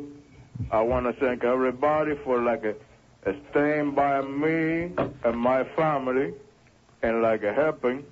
I also want to thank my good friend Nelson Mandela. We can't tell everybody, but we can make maybe a non-profit organization and call it something like a Terrorist Inc. Non-profit. Orlando, are you listening to the show? It's an excellent show, Bill. I remember you many long time ago, just before I hit that Polish freighter. Oh, yeah. I remember you. You're a good guy. You're a good guy. I used to get you fired up, right? You sure did, Bill. You and Fat Weasel. Fat Wilson, yeah, I remember him. He was a big guy. Yeah, real good fellow. Played the piano. Yeah. You remember? Well, they buried him in a piano case, so. In a big one, because he was money fat. Mm-hmm. Money fat. Like Neil, who go on Nutri-System diet and feel better and things like that. Fat was a fat person. And look what it did for him, right? They got him money people. Right. All right, listen, Orlando, nice talking to you. I want to tell Neil that, Neil, you have an excellent program. Okay, I really Orlando. believe you're going to come back, Neil. You're going to rebound. You're going to make it just like me. Say hello to your daughter for us. Bill, just a second. There's nothing against unemployed people. Look at me and you. We don't have nothing against each other. We don't have jobs, but we're happy, okay? Okay, Yolanda, nice hearing from you. Thank you, Barry. Thanks a lot. It was Yolanda Parapar, 1219 at WIOD. We have an opening in Dade County where Yolanda just hung up. Now, see, now we got this mobile on here, and I should take the break, but then if I don't, you'll hang up, right? Hello. Yes, sir. Yeah, is this Neil? I should have done the break. Yeah. Neil, I just want to know. I just got in my car. I want to know what the ratings were. We don't have them anymore, sir. We burned them. We burned them at noon in the Heinrich Himmler incinerator. Well, let me ask you this, then. Can you tell us who improved so well that you fell down? No, it's got nothing to do with who. That's the bizarre part of this whole thing. The other stations are still... Well, Winds went up a little bit, if you believe that, but that's not our audience, and that's it. All right. The stations that went up had nothing to do with us. You know what I mean? Like WEDR. Oh, that's a good station. Yeah, right. And Y100 and those, they have nothing to do with us. It's not our audience. So I have no... Our people are just dying, I guess. They're dying young these days. The blue hairs aren't listening. They're dying over here, yeah. They're dying. All right, I've run out of material, sir. That's obvious. 20 after 12. Okay, how's this? I'm having a white hot now, which is delicious. With a little hot sauce. This is like old times. Listen to that. You can hear all the dials tuning back in. Can you hear it? Yeah, the board's full now. Man, that did it. And when I finish this, I will have a little stroke, but God, it'll be well worth it. Yeah. These are delicious. Here's a mobile in Fort Lauderdale. Yeah. With Bill Calder on 610 WIOD, the Great Entertuners. Neil. Yeah. First time caller, extremely long time listener. Can I tell you something, sir? Yeah. We're dying over here. Well, not after this call you won't be dying, because I just had a six-pack, and whatever you said about Arnold is true. All right. Now, question is, what do I do with Nutri-Systems if today I had a six-pack with a birch beer? They'll blow your brains out. Hey, you'll start over tomorrow. Don't panic. You mean tomorrow's another day? Mm-hmm. All right. Keep plugging away and gazaga's run. Okay. Thank you, Neil. Thanks for the call, sir. Yeah. Thanks for acknowledging our good pal Bill Calder, who's gotten screwed over here twice at WIOD and got the brush off from Goy Gary. Did you want to tell it on the air? No. See, he's covering his ass now because he sees that all these numbers are real bad, and he's still got a glimmer of hope somewhere. No. Well, you said you were going to attack Boy Gary on the air, who didn't even have the courtesy of returning your call or your tape. Just gave you the brush off. No, I don't feel badly about it because my tapes are... See, if boy Gary thinks you're a talent, I want to tell you right now you're in big trouble. Let's go to, isn't that right, sir? Fort Lauderdale. Hello? Long gone, Marvin, long gone. Here's a mobile in North Miami.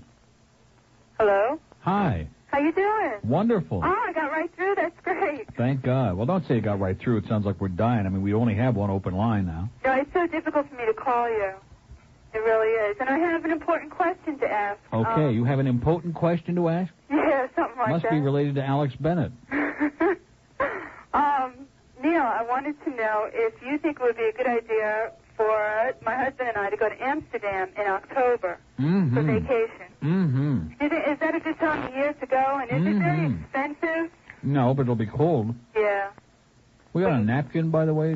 Sure. Anything else I can get you, sir? No, just a napkin would be fine. Soon. Make it snappy. Would you like a check? I didn't ask you to open it up and write your autograph on it, just a napkin. So you have to tip him, Neil. Now, what is it? You're going to Amsterdam in Wait a October. minute. You didn't tell him what you just said again. I said you better watch out. He's going to have to tip you. There you are, see? I didn't hear it. I save all my money for Eric at the track, okay? Now, what is it? You're going to Amsterdam? Why is there, like, all these pauses? See, that's the problem. The audience is, like, so hesitant. Don't hold back. What is it? Well, that was we my can question. handle it. If we should go to Amsterdam in October. Yes, and I said yes, by all means. Take along some warm clothing. It'll be a great time. Yeah. Stay at the Barbizon Palace Hotel right across from the Central Station, right in the middle of all the action. And some antibiotics. Nah, not in Amsterdam. She's married. Yeah. Only if you're single, take along a lot of heavy antibiotics, okay? Believe me. Okay. All right, well, thanks. Have a great time. Call. What? Great call. Oh, well, it can't all be Bobby with the spoon up her nose, but what the hell? 1226 at WIOD. Let's go to Miami. Hello? Yes. Yeah, wait a minute. Got a little problem there. He's getting the cord untied from his necktie. Yes, sir. Speak to us. You there now? Yeah, I'm here, but I don't know what you're doing. Are you speaking to us, or are you, like, playing a little ditty in the back? What's the deal? Sir? I'll get a name and number and I'll call him back. Well, I called for Bill anyway. Yeah, well, good, but Bill can't speak to you unless you get rid of all those stupid customers and get with him. You're loaded. You don't need to do any more business. Yeah, well, I'm in the insurance business. Well, tell those people to screw off, okay? Where is he calling from? From some insurance flunky place. Go ahead. Speak to Bill, this. I used to know you, my father's Jack Walsh. You know him? Who you asking? I can tell by the laugh. He said you. He said... no, he said Neil. No. No, Bill. Bill. And what's your father's name? Yeah, Jack Walsh. Jack Walsh. Yeah, Valerie's old beau. Never heard of any of those people. Valerie's old beau, Jack? Yeah. We've done a couple things wait a minute. together over at Carol's house. Jack, the mailman? Yeah. And this is his son? Yeah. Oh, my God. I'm glad to hear your feelings. This is almost as exciting as our call from Cynthia Gonzalez. Because I always hear... It's as good as the last call about, Neil, should we go to Amsterdam and should we take any of the drugs with us or do they have plenty over there? Let me tell you something. There's nothing I can do for Stan. I think you guys would make a great team. Yeah. The Bill and Stan show. He doesn't want to continue this conversation. He just gave me the high side. He said, cut this guy off immediately. All right, cut me off. No, wait a minute. The reason I say that is because I felt there was a little... No, wait a minute. Sir, hold on a second, okay? Yeah. It's real interesting how some people conspire. But I saw Nick come in here a second ago and set another microphone up at the opposite side of the table and clear some of the white hots and the debris off to the side. Now I see somebody sliding her ass into the studio, who's now going to come and sit down on the show and worm her way in again, okay, which I find to be one of the most outrageous and grotesque acts of vulturism in the history of broadcasting, okay? I told her that. I can't believe it. And he's been saying all morning long, back off a little bit, Randy. Don't be so pushy. Don't be a Jap. and she just can't control herself. I did. I told her that the other day. All of those wonderful summer evenings with Jeff Chase have left their indelible mark on her brain, and she just cannot Come on, control that was herself. 8 years ago. Well, it goes to show you what a big memory. She wants to wiggle her way in between you two hunks. Yeah, she wants to worm her way into this program, and there is no chance. I work alone. Thanks a lot. Only she wants to sit in this chair. Okay, sir, nice talking to you. Okay. What was the purpose of his call? Kill a couple of minutes. 12:33 at WIOD. While you and Randy have a little reunion over there, let's tell you about Nutrisystem again.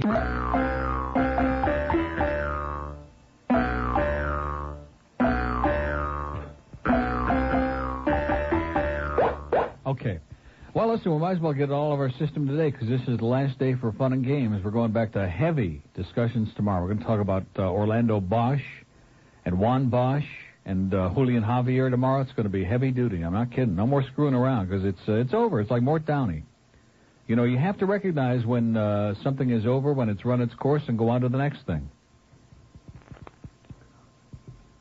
I don't want to get into any of this, okay? I'm just a guest. Well, you said to me you were going to really let it all hang out. Well, you've never given me a chance to do anything but eat a what do you call it? White hunt. And that's it. What do you say, pal? Okay, hold on. Let's go to Hollywood. Hello. They're starting to come back now. Hollywood is gone. There's nobody ever on that line 6. Miami. Hey, Neil, how you doing? Great. Hey, I just tuned in. I was at work, and I missed the numbers. How were they? You don't want to know. I don't want to know. Mm-hmm. They went down again? Disaster. Oh, God. Disaster. Total, utter disaster. Just like the world has crumbled at our toes. Oh, God. It's all over, pal. Like under a 4? For me, yeah. Oh, no. Yeah. Oh, God. So what's wrong with that? Oh, my God. What's wrong, Neil? What's wrong with what? The numbers. They suck. I know. Hey, I've also got a dawn. Debbie's got a 2.6. I don't hear her going on the air and crying her big fat ass off. She's got a 2.6.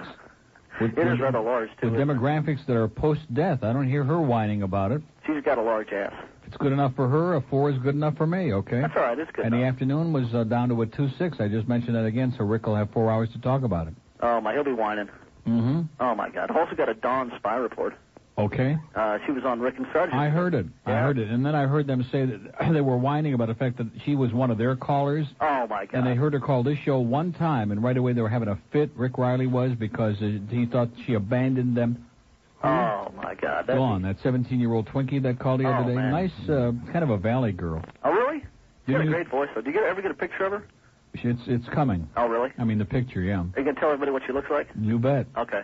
Well, I'm out of... Only I'll give you an honest opinion, okay? Okay.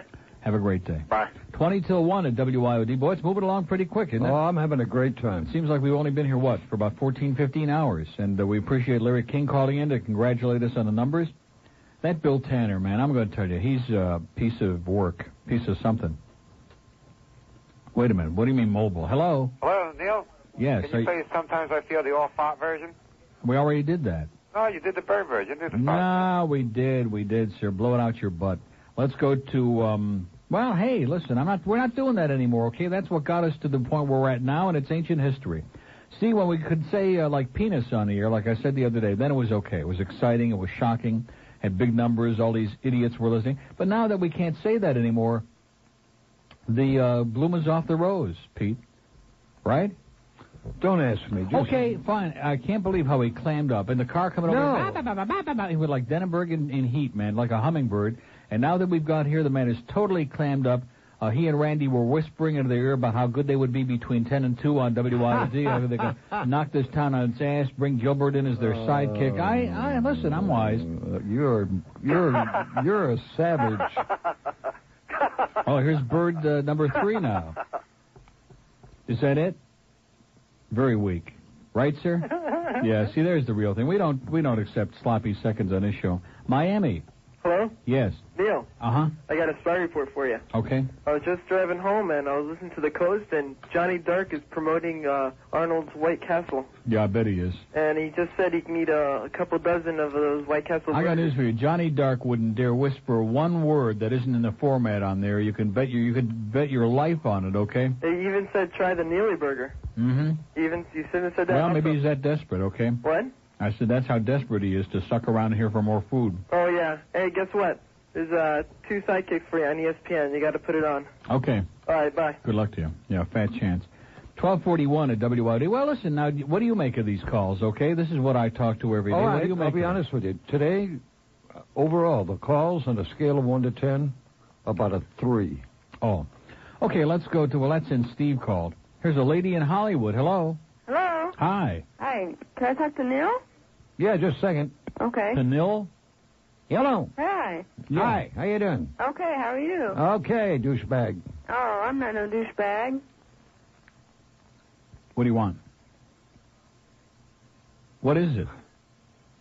Ma'am? Ma'am? Hello? Hello. Yeah, what is it? Oh, I was calling to say hi, and me and my husband listen to your show all the time. You have a husband? Yeah. God almighty. Where's the address? We sent him a sympathy card. Yeah, he would appreciate that. Quite a bit. Can't believe it. Yeah, man, I tell you. Well, listen, man. you know, I wanted to tell you, man, I've been looking for a job all over the place. I can't imagine why you can't find one, man. It's really tough out there. Yeah, I know, man. You know, What do you do just, for what do you do for a living? Well, I've had secretarial skills, you know, the basic silly stuff. The basic what? You know, secretarial skills, filing, stuff like that. Oh, filing. Yeah. What, like your nails, you mean? Yeah, man. Well, listen, it was nice talking to you. Take Okay, it man. easy. Good luck to you, man. All right. Back at you, buttload. Yeah, and you wonder why we got a 4. It's a miracle we got anybody at this point. Wait till they see the next book. 1243 at WIOD, your psychotic station, but the sisters are not too happy today. Let's go to Fort Lauderdale. Hello. Being Jewish is just the beginning. Okay, hold on. Let's go to Coral Gables. Hello. Hey, Neil, don't worry about your ratings. You're doing great. And what's Bill Calder doing? Now, what kind of a comment is that? What do Don't you worry mean, what about your kind of a ratings. I'm doing great. comment? We got like a .02, and don't worry about it. You're doing Oh, great. you're getting better. Don't It's just worry one of those suck-along comments that the people in the audience say while we're on the verge of going bankrupt. No, you're not. You're not going to go bankrupt. Look, you're driving around in a new vet, so Yeah. you're doing pretty good. Why, you think it's paid for? Well, hey, look, a lot of things aren't See, paid. that's what happens to everybody in this business sooner or later. They start spending money freely and living the high life, and that lasts for about 5 minutes, and then all of a sudden they pull the plug, and you're like, you go to Florida Bankruptcy Center, it's all over with. Yeah, but look, Neil, there's only 3 American stations on that AM now, so you guys are doing pretty good, okay? Mm-hmm. But anyway, what's You do have, that is a point. I never thought about that. That's well, a point. think about it. You Yeah. just think about it. Yeah. You know, and FM's going to be swallowed up pretty soon, too. So, you know, we haven't got much more to go. What's Bill Calder doing these days? What's he up to?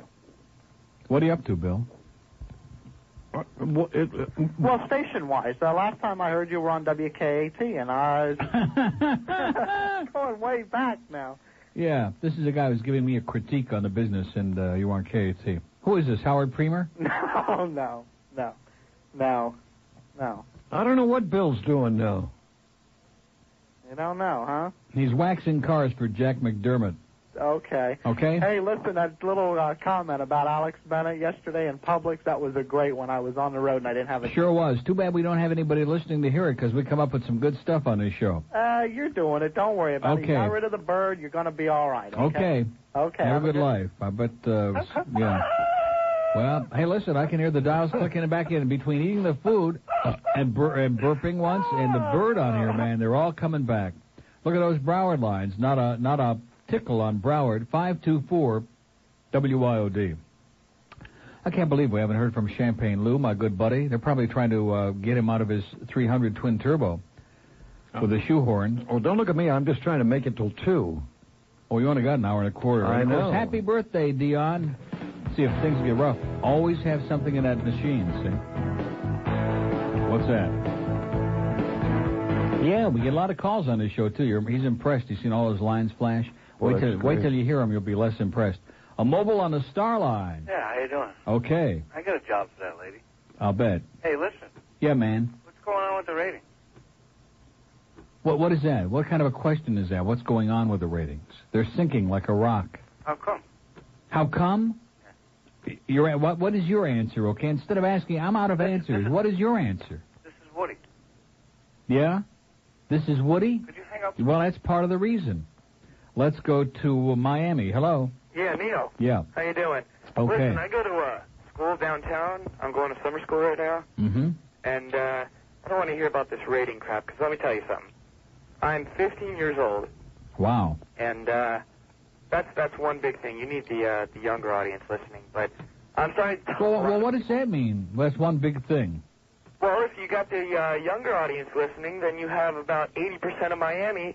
But then again, if you talk in Spanish, you don't. There are no young people in Miami. Don't you understand? If we had a 90 share of young people, we'd have a 1, because most of the people here are post-death. Don't you understand that? You don't know what a schmuck I look like in the middle of the metro station, laughing hysterically from your station. You're wrong. I do know what a schmuck you look like. You're absolutely wrong. How do you know that? Well, we have one of these phones where your picture comes up on the screen. Oh, really? Yeah. Oh. And I would zip it up if I were you, okay? Oh, all righty. Have a great day, pal. You too. Good call, finally. 1247 at WIOD. What are you shaking your head about? I heard those calls on QAM with the Traveling Matt and his cousin for a half an hour and then call back 3 times, and Gilbert and Donut Mike. I mean, I realize we can't live up to that standard. What happened to the good days when we used to have those great guests who used to come in on the show, like at INZ, huh? I don't know. I don't have any answers Those now. great connoisseurs. I'm limp. Well, we know that. Let's go to Delray. Hello. Yeah, okay. See, that's what we got. One, we got a good call, the real thing on 8, and now that's like the third one that's got to. You people are pathetic. It's not WIOD's fault. It's the audience. You're about as original as a fruit fly. Okay. They have no original material. They're like Joey Reynolds. Okay. Everything they got is washed over, used, and has been. I've never met Joey. Oh, thank God. No wonder you're in a good mood. Here's a mobile on the Star Line. Hey, what's up, Neil? How you doing, sir? You know what? I know why your ratings went down. The show sucks. No, the show, you're great. You know what? It's these meathead guests that you have on the show. Like Bill. Like Bill, exactly. Yeah. Like Bill, you had that schmuck Harvey Jr. last week. That alone is going to bring the ratings down right down the tubes. Yeah. You got to just... How about, wait a minute, let me ask you this. Do you think some good calls might help him? Oh, the calls are usually pretty good. I mean, I listen every day faithfully, and, you know, the calls are usually pretty good. What? I said including this one. Yeah, well, no, this one I'm not saying. My calls are usually, weak. A little below average, Yeah. maybe weak. But, usually the calls are pretty good. But I think if you just hang in there on your own, you'll be fine. In other words, don't have Bill Calder on. Exactly. Oh, get lost, you jackass. All right. Finally, it took almost 3 hours to get him to show his true colors. He'd love to be on this show. And You bet. Make a You'd fool love to of be him. sitting here in the chair shoveling Damn good food right. down your throat and acting like you knew something. You'd love it. How's that?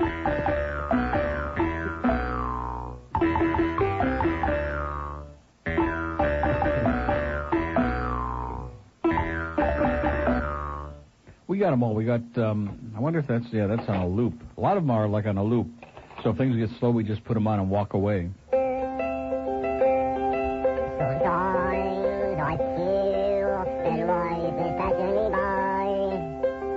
It's a good one. Sometimes I feel that people don't want to smile. Then I turn on my radio. Makes me smile like a child. Then I turn on my radio. Neil Rogers on my radio. Neil Rogers on my radio. Neil Rogers on my radio. Neil Rogers on my radio.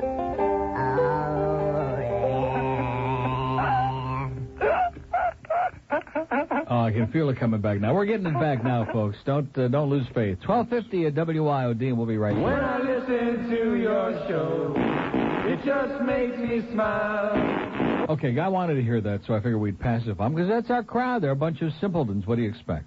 Is it possible that most of our audience has already been put away? That's possible. Something to think about. Unlikely. Let's call Arcadia and find out. 1253 at good old WIOD. Who was that on the bat line? Was that like another personal call? A hang-up on the bat line? Oh, bad boy. sign, bad sign. Wow. Probably Clocker Sydney again. Here's a mobile on I-95. Hello, how you Yes, doing? sir. Great. Just a quick suggestion. When Randy was over at QAM, she used to read from a thing called the Quail Report. And there you got some good, pretty good political humor there. You may want to try reading from that. Ask Randy. She has a subscription. You're not into that, huh? Oh, come on. In other words, I'm going to start getting material from Randy now? Are you pulling my legs, sir? It was Johnny. Yeah. You know, we can only, you know, I'm a big Cubs fan, but this year we don't want to talk about the Cubs too much. What are you talking about? We're hot as a pistol. We won 3 in a row, man. I know. We're kicking ass. Well, we need some pitchers back. Well, don't worry about We need that. Damon back. Take it one day at a time. Did you read Damon had a good game in his first game in the minor In the league? minors, and as soon as he comes back, we're going to trade him so fast he won't know what hit him between the eyes. Did you know Coral Springs just put on GN? Great. Outstanding. Good. Unstable. Just in time to see the rest of the Cub games with no pressure. Right. Okay. All right. We'll see if we yourself can in steal our Chicago. material from Randy, okay? Okay. Thanks. Bye. That'll be the day. 12:54. She's become a barracuda. I think you did this to her because from what I understand, she was a very unassuming, low-key type of person. That's what Jeff Chase She was told fun me. to work with. Had a lot of fun over there, but all of a sudden she's become like a... Well, she's become hungry. Starving. She just kind of hovers over, and then she like stands behind this chair like she's real cozy with this chair. Not those chairs over there. No. This chair. She wants to be in the driver's seat. Sunrise. Hey, Neil. Hey, Bill. Hey. How you guys doing? Okay, man. Yeah, I'm in the hospital. Yeah. Yeah. What hospital? What hospital? I'd rather not tell you. Oh, okay. What do you Off mean? the air, I would tell you, though. What is it? Off the air, I would tell you. What kind of hospital is it that you'd be reluctant to give the name on the air? Well, I just don't want to have any problems. That's Okay. Well, Okay, let's all right. move on, okay? Because we're already depressed enough, and so far I'm ready to, I have the microphone to my forehead. I'm ready to pull the trigger. Yeah? Yeah. How you been, Neil? Great. How much weight did you lose, Mike?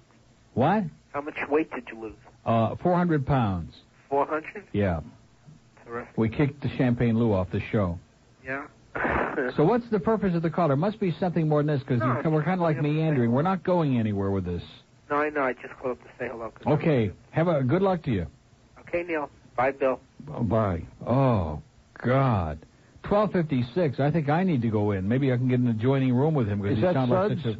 That's Putz right in there who's opening up the bag and Come pulling in a out some minute. I good- have never met you. Oh, and there's Come Rick in. Riley with that hostile, hysterical look on his face like, oh, Jesus, Calder going to do afternoons now? We've only been here like 2.5 months. Listen, I couldn't. Too many stairs. Yeah, that's true. This place was not The funny designed- part of it is they were building an elevator, and as soon as Rick Riley found out they were building an elevator and you were coming in today, they stopped the construction. Sit down a minute, Rick. What is it? Our new shirts are in. Oh, yeah, the ones that have the call letters crossed look at out. this. Look at That's this. cute. Yeah, a little black patch. They're supposed to wear the patch around your arm like an armband. Why? What are you all depressed about? You've only been here a couple of months. I'm doing His mic isn't on, Marvin. His microphone isn't. It is? I don't hear him. Do you hear him? Yeah, I hear him. Oh, I can't hear him at all. Well, Speak up. Hello? Oh, and I'll hear you. Okay, thank you. I don't think your mic was on. You're just covering for Marvin. I know it. Well, he's got it potted way down because he thinks I'm going to get hysterical. Well, he knows you. I He knows know. you're a temperamental I am. maniac. I'm and, on the edge right now. Yeah. 2-6. You got to pay attention to And your a friend, 4, Mr. Calder. and a 4-2. Well, this station This we is are not, like... hey, it's not us. It's not us. What?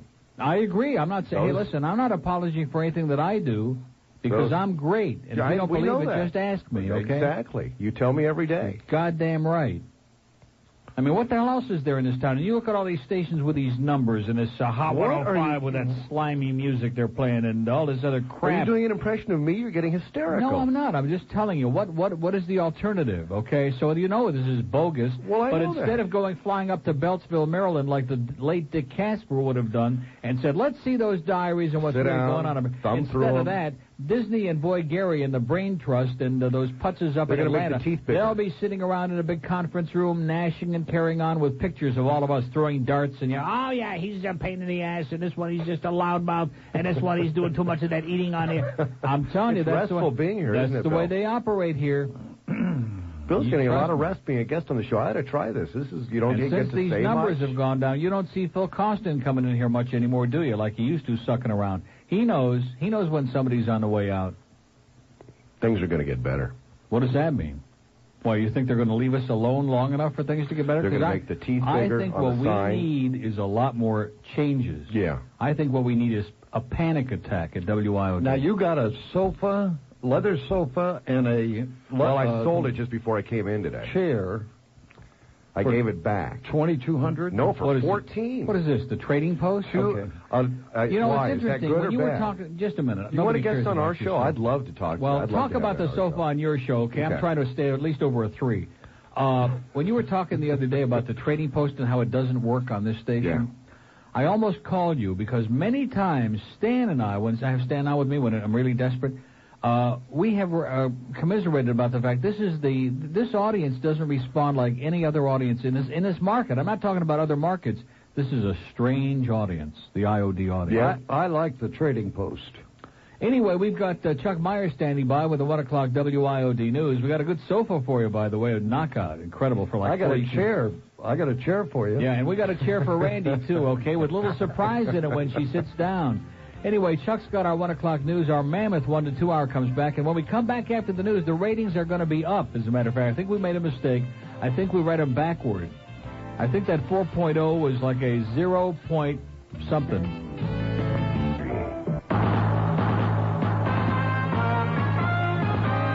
I'm Tom Brokaw, and this is the 1 to 2 hour.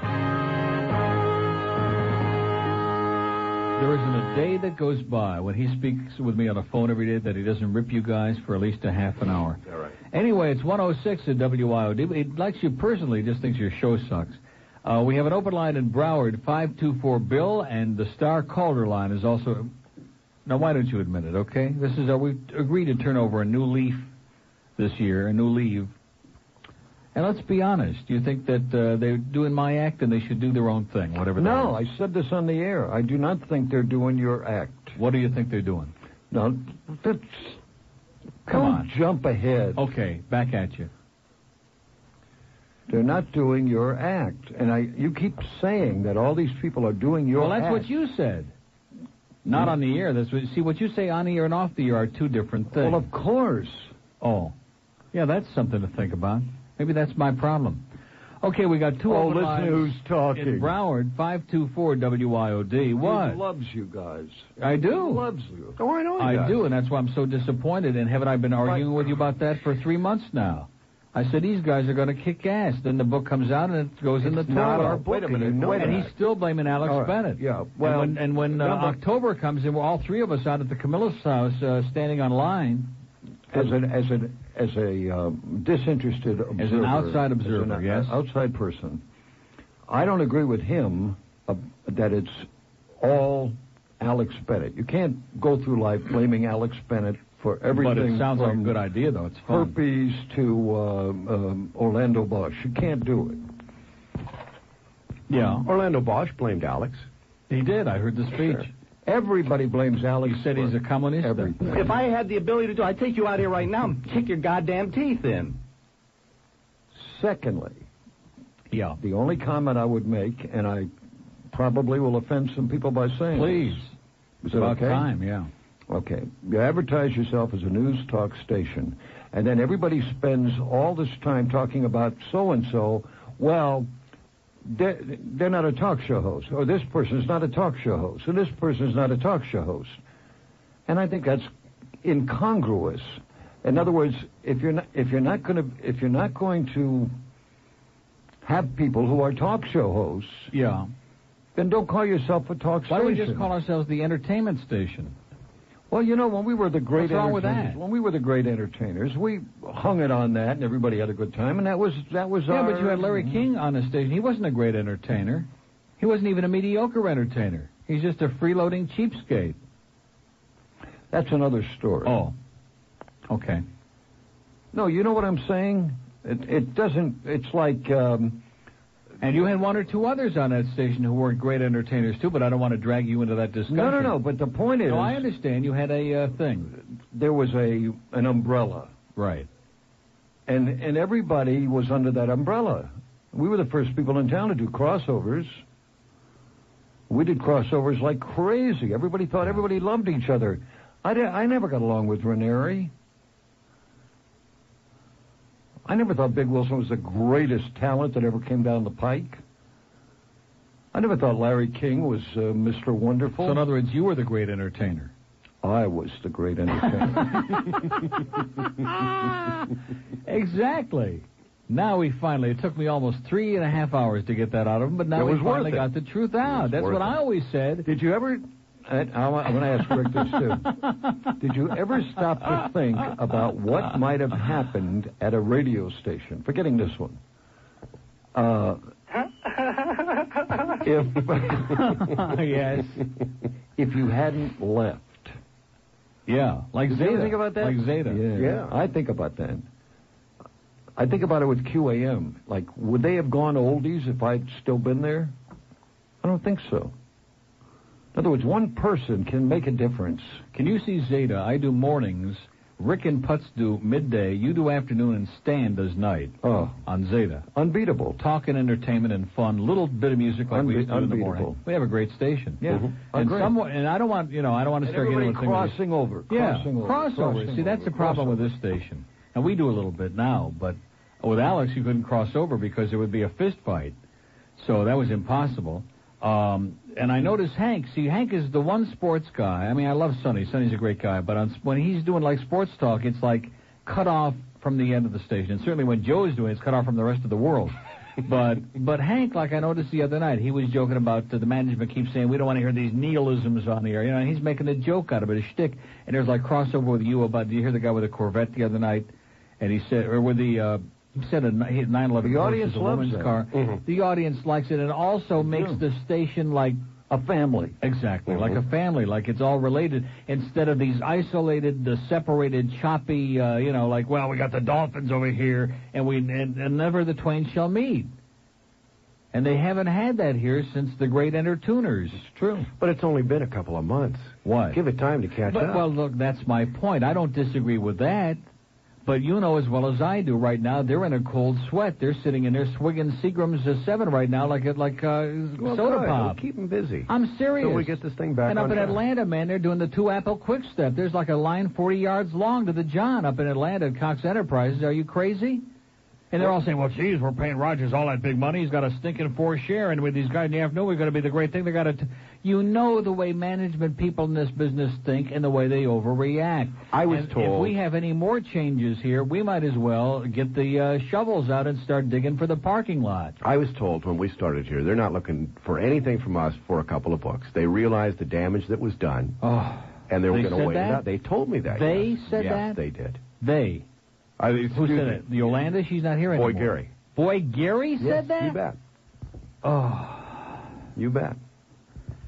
Now, wait a minute. Are you saying that Boy Gary admitted that he's a lunkhead and not in those words? No, seriously, but that he actually understands that he screwed this radio station up badly? He realizes that because Alex we're did still heavy suffering damage. the fallout. I'm not going to sit here and apologize for what I do. And sure, we got some moron callers on there, but this is a fun show. People enjoy it.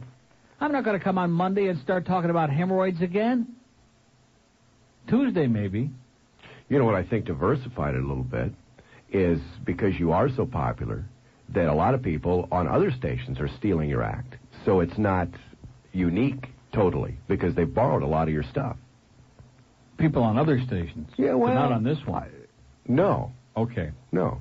I mean... No, I just want to clarify I don't do... that. You know, I didn't say you Bill talk paid, about defensive and paranoid. Bill paid me a great compliment when I was listening on the way in. I know he didn't mean it, but I want to point this out. And maybe he was being facetious. He was. But he said he thinks you guys are an embarrassment. Wait a minute, let him say what I said. All right. He said he was listening. He tunes around. He said radio doesn't sound fun anymore. He said outside of Rick and Suds, he said it doesn't sound like people are having fun. Whether you like the show or not, we are having fun. We're having a blast. That was a shot, and you're too stupid to understand. Well, it. maybe so. so. You a dig. Maybe so. It was like a sarcastic dig. He was went really like good then. This when Is he that said right? it, but Was you it a couldn't big see fist? it. Wait a minute, I don't need an interpreter here.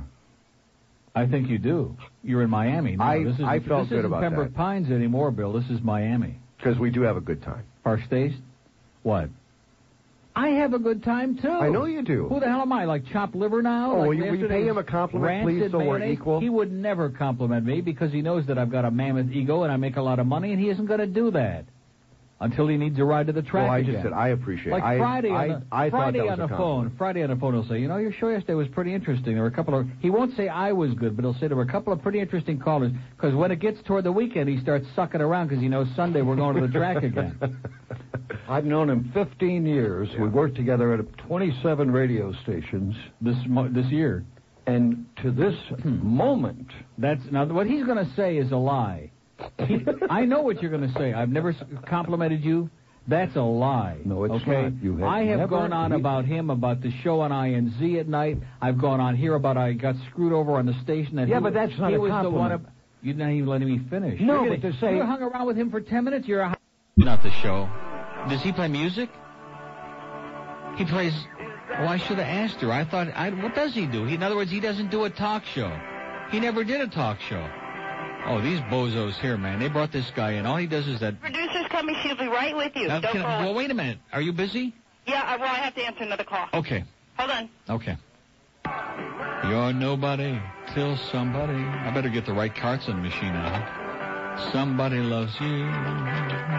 Oh, nobody till somebody loves you.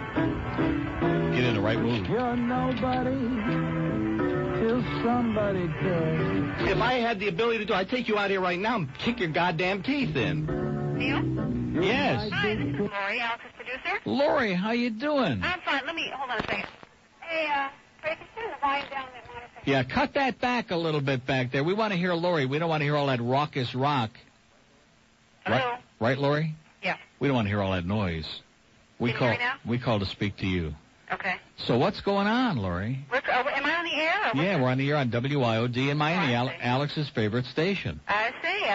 And there's this big article that somebody brought in from the Marin Independent Journal, which I guess is one of your really big papers. Yeah. Not really. He's been in numerous papers. Yeah, Alex is and he was on TV, I guess, on Friday or last Friday. I don't know. He's just all over the place. It's amazing. And since he loved Miami so much and such a big fan of this station and me in particular, I thought we'd call and check in with him. Well, actually, Alex can't talk right now because he's on the air. But I'm on the air, too. Well, I know, but he's doing a show right now, and I don't think it would really be appropriate at this time, but I do appreciate your calling. Well, wait a minute. Are you, like, blowing me off, Lori? Is that what you're doing? I guess I am, because, he can't really do it right now. Well, wait a minute. Did you tell him that I was on the phone? Yeah, he knows. He knows I'm on the phone, and that's why he won't come to the phone? He said he doesn't do smaller markets. He doesn't do smaller markets? That's what he said. Well, I have his resume here, and it seems to me that he once worked in Reno, Nevada. Well, I'm just telling you In San Rafael.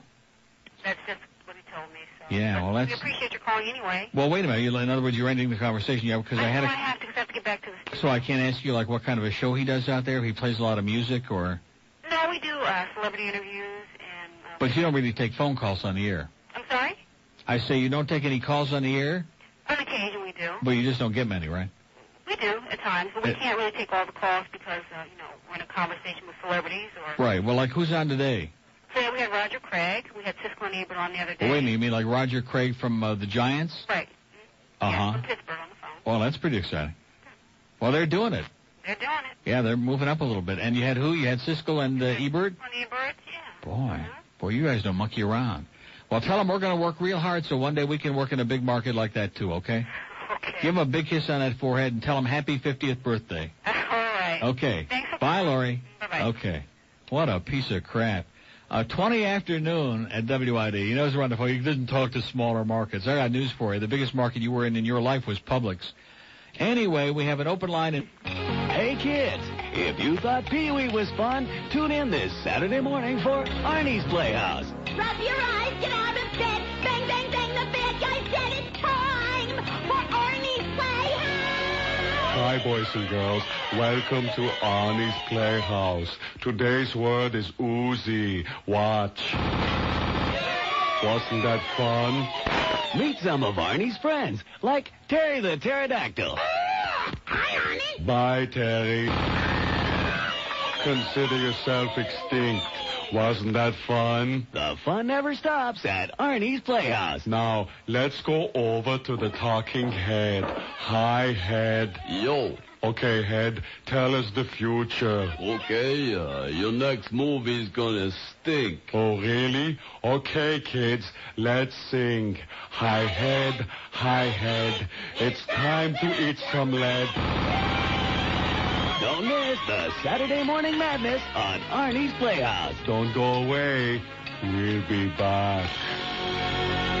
I can't believe it. I'm rubbing off. Is it in the ear? It's not a compliment. And I talked about the fact that he was the one. Even when Henry was in here before, off the air, I said he was the one that was funny on The Man in the Street, not Larry King. Larry King never said a funny line in his life other than loan me $50 million. I've said that many times. And I just got through saying a moment ago, you were the great entertainer. Big Wilson was a nice Bill guy. Said that. Well, I let him into it. I set him up for it. Yeah. Big was a nice guy, but he was about as exciting as yesterday's chocolate milk. He wasn't a great entertainer. He was boring. Hello, Big. Hello. I mean, granted, he's dead. He was a nice guy. He was one of the nicest people I've ever known. I knew him pretty well. Now you're missing the key word on that staff, though. I agree with everything you say about everybody that was on the stage. Jim Gallen. The key word was balance. Everybody was Bill Balance. Bill Balance. I used to listen to him, yeah. Oh, the sex show. No, there was an umbrella, and everybody was different under the umbrella. Exactly. But like I said yesterday, when I went through one of my many tantrums that I've done this week, and I think that this bears out that I'm doing it at the right time, I've been here almost 2 years now. There has never been one meeting, okay? I'm not talking about where Alan Anderson would call you in and play your tape and critique you in front of everybody and rip your ass. That's not a meeting. But, I mean, just to sit down and just to shoot the breeze and exchange ideas and like, develop a rapport. Ranieri comes in here, man, 10 o'clock in the morning. He's out the door like a weasel. I mean, I like Mike a lot. He's a good guy. He and I get along fine. But he's out the door, man, and he's like, there is no crossover whatsoever. I mean, even this week, like with Sonny, I'd be sitting in here, and all of a sudden I realize he's talking to me on the air. And we're doing a little stick back and forth. Why not? We always used to do that on I&Z. We do it here. Mm-hmm. Why not? The audience likes that. It develops that kind of thing you're talking about. Here it's like us against them. Even Steve and I used to do it. And some of the audience hated it, but it was something to talk about. Oh, don't let Steve come in there anymore. But it was still, they got into it, see? Is he going to come in tomorrow? Is he going to let him in on the show? But here it's like, man, it's like never the twain shall meet. It's like war. What the hell are we talking about? I don't know. But it killed about 15 minutes. So. No, but it's true. There's no image. But it's coming back. It is coming back. You can destroy a whole life you're in a misreading second. Me, though. You know, you're the same guy that came in here during the news break and told me that story about how you were on the air for like 4 minutes at some station and they canned your ass, and then they brought you back and they gave you enough time and you built like a 5-share. No, if you want me to tell the story, tell it accurately. I said at the beginning of the year here, if somebody will recall, I said, between the bird being gone and all this other insanity that's going on, I said, I'm really starting over again. And I knew that. I didn't realize it would get this bad for the whole station. But I feel like I'm starting all over again. I said that several times. Well, it's a challenge. Because now we have to start building a whole new audience. What I said, and the audience should understand this because you talk about Arbitron a lot, is there's an Arbitron lag. We are so secondary in their lives. What they wrote down and what we're reading now is what happened 4 to 6 months ago out of habit. You know that they don't keep a log. They don't sit there, and if they drive them away, how are they going to be around to notice that there's a change? Well, through those great billboards. Well, that's true. Forgot about that. I had forgotten about that. What I had said was... biggest teeth in town. When we had started at this other station, we started 2 weeks after a book. We went up from a 2.3 to a 2.4, and they canned us. They brought us back, let us finish out another book, and that 2.4 went to a 5.1 the next book. You got to let it settle in. They just were so secondary, they could care less. And when it comes to dictating our lives with what they fill out, they don't care. It just means nothing to them. And I got news for you. If anybody in this market really believes that people under the age of 65 are tuning in big numbers to I&Z, they're crazy. They're nuts. It's not happening. It's not going to happen. Can I make one comment? I&Z is so boring that even my dogs go into a coma. Yes, sir. To me, the ideal situation is a situation winning the lottery. That I go back to a guy named Hod Grams, who was the general manager. What? Are you going to let me finish anything today, or do you want me to just get up and leave? I know you can't do that. What was the name? Let me finish. Hod and Grams. He was the general manager of KSD in St. Louis. And they hired me away from another station. Now listen to this. KMOX. Right? The first book came out, and I went into his office and I said, how did I do? How did I do? How did I do? He got up, he shut the door to his office, and poured me some scotch. And he said, let's have an understanding. Yeah. He said, we hired you because we like what you do. Let us worry about the numbers. You do what you do the best. If you get off track, we'll let you know about it.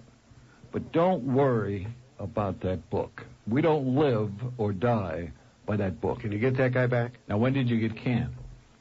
No, I didn't get canned. Oh, okay. But, I mean, the point is, in a way, I think he made a little sense, because it's gotten to the point now where everybody is so freaky about the book. Freaky. Well, I'll give you a good example. And we talk about the pluses and the minuses. Well, we're never going to talk about ratings on this station again. Ever. Till they go I'm on. not. No, see, that would be, no, ever, period. I'm ending it today. Why? Because I think what he says is true. Like I'll give you an example. Dick Purton in Detroit, I think, is one of the greatest talents, and you would go along with that, in the country. He's a funny guy. He's been in Detroit for years. He has had, his numbers are fairly good. Not phenomenal, but good. J.P. McCarthy beats him all the time. J.P.'s about as exciting as this cup, okay? He's got a great voice. He's boring. But he's on WJR. He's been there forever in the morning on the same station. He gets enormous numbers, and Purton can't beat him, okay? He gets good numbers, but not phenomenal. And yet he makes enormous amounts of money. They sell out his show. And they're happy. And I think what you're saying, is, you can become so obsessed with this that it becomes like a neurosis. Exactly. And I think that's what it's become. Yeah, somebody called me at home last night and said, get me those numbers. Get me those numbers. And after I hung up, I thought... Fowler, could it? No, not at all. And I thought about it afterwards, and I thought, my God, is that what we've come to in this business? Numbers, numbers, numbers, numbers. And when I went to work at QAM, the other side of the coin, he said, I know you're not going to believe this, but if you break a 1, we don't have anything in there. He said, you're not going to get any calls. You're not going to get anything. And I said, oh. He says, I'm serious. You're not going to get anything. Nobody's going to call. Nobody's going to do anything because there's nobody listening. If you ever break a 1, he said, we'll send a limousine for you. Well, they sent you a certified letter. Well, same difference. 22 after 1. I got to do a break. I got to everything is relative this hour. Okay, we still have still on the air. I wasn't finished yet. Well, when we come back after the break, can we put a semicolon there? How's your colon? Anyway, if you're tired of paying high prices for CDs, Bill and I are going up to the CD exchange one of these days very soon because both of us have loads of CDs. I go there around. every weekend. Rick Riley goes there all the time. That's why I've got some Luis Bonfa. Bonfa. And the good part of the deal is all the CDs are only $7.95 at all times. They have thousands of CDs in stock, everything from jazz to classical, rock to rap, country to Christmas, even MOR, like on the Bob Gordon Show. And if you have loads and loads of those Peggy Lees sitting around and you'd like to bring them in and swap them, the best part is they give you a $5 credit when you trade a CD, and that way a different CD costs you only $2.95. An incredible deal. So instead of spending all my hard-earned money for CDs, we're going to go up there and check it all out, okay? Incredible. CD exchanges are open every day, 10 a.m. to 10 p.m. Their number is 733-6581, and you'll find them in Lauderdale Lakes, just south of Oakland Park Boulevard off 441, next to Radio Shack in the Extra Shopping Center. You tell them Bill Calder sent you by to the CD Exchange. Hi, this is Stan Major. Hope you enjoyed our recent program regarding the Kennedy assassination. We'll be with you when there's no Yankee baseball game at night, beginning at 8 o'clock, right here on News Talk Radio 610 WIOD.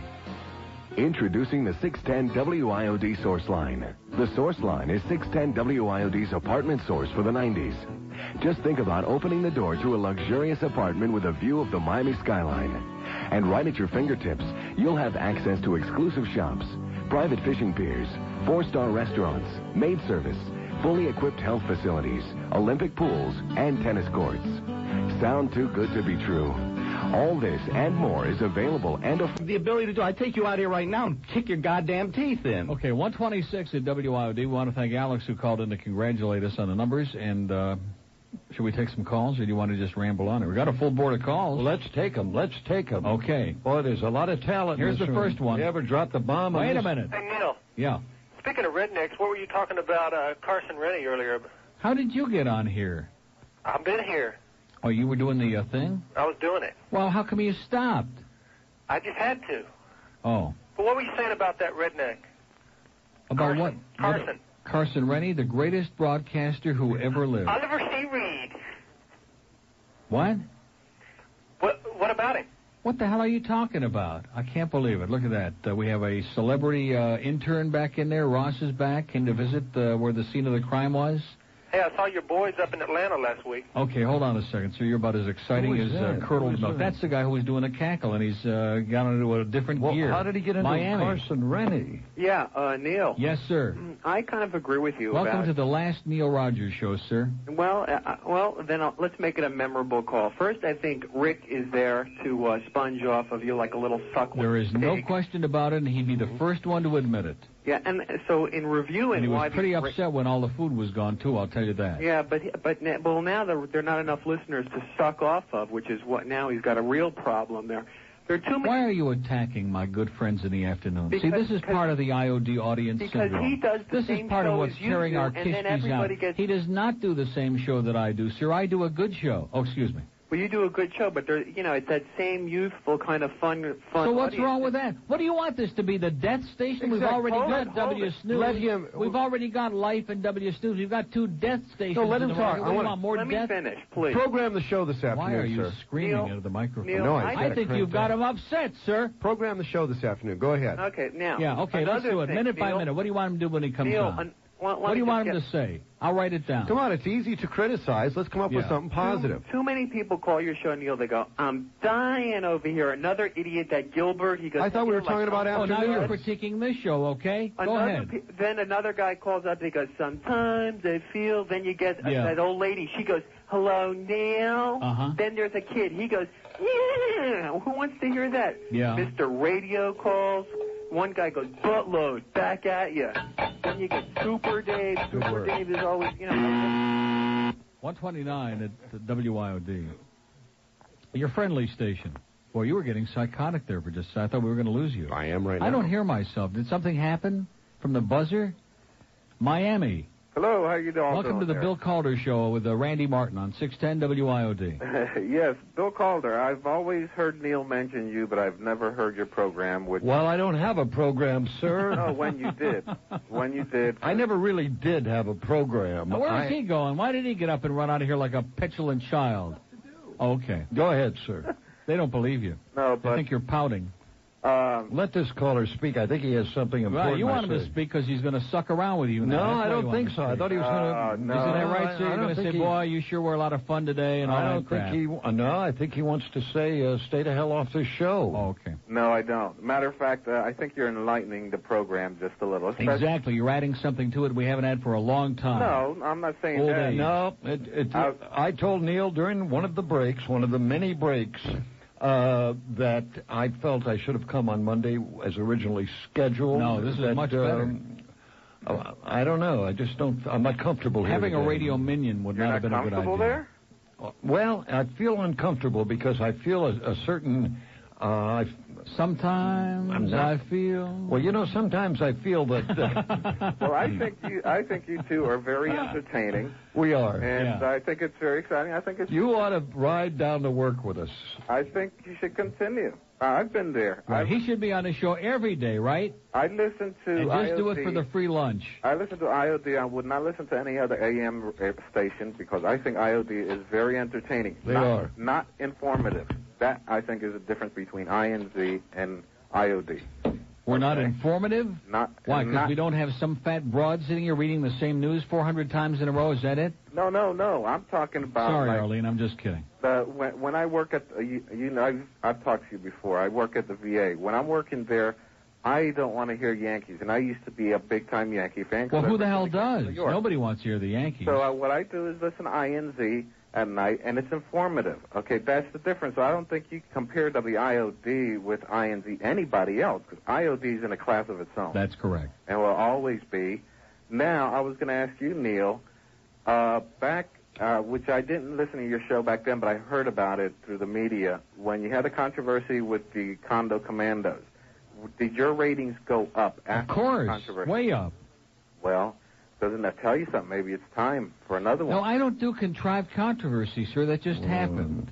But see, I get accused of that all the time. I just do whatever is on my mind and whatever is timely. Right. And I don't sit down and say, ooh, what am I going to do to start a bunch of crap to start ratings? I don't do that. Your timing's perfect. But if you notice earlier, you mentioned when you went to this radio station, the ratings went up. and then they went down. You Yeah. went to the next Well, station. sure, they went down because we got into a whole thing with the FCC, and they took off about 80% of our material, and that segment of that audience that wanted to hear somebody say penis on the air, they're all gone. Okay, they're gone, and what we're doing is rebuilding now, and the people who wanted to hear Steve with his contrived crap in the afternoon, they're all gone. Okay, so basically there are two big. Listen to me. There are two major elements of this radio station that have disappeared. So you have to go out and start building again from ground level. I mean, we're still. It's not like we got a 1 share. We still got a 4. Okay, that's not chopped liver. It's still the highest rated talk show in the market. And between 10 and 2, it's about a 4.6 or a 4.7. Okay, that's not a bad number. It's a very good number. But the bottom line is the only way. This is one of the most transient and changing markets in the country. You have to go out there and promote. You can't sit back and rest on your laurels because we have thousands of new people moving into this town every day and thousands of people moving out. And the promotion, you can't complain about the promotion on this station because we don't have any. Other than billboards with false teeth, we don't have any promotion. I don't think the rating systems is true to life. I don't think it has any kind of value at all, the type of rating system they have I right think now. it's great. I think... See, I did that just to stop you in your tracks. I don't want to sit here and bellyache about how the rating system is bad because all the time I had good books, which has most of the time been the market, I never said, well, we got an 11 share, but the rating system sucks.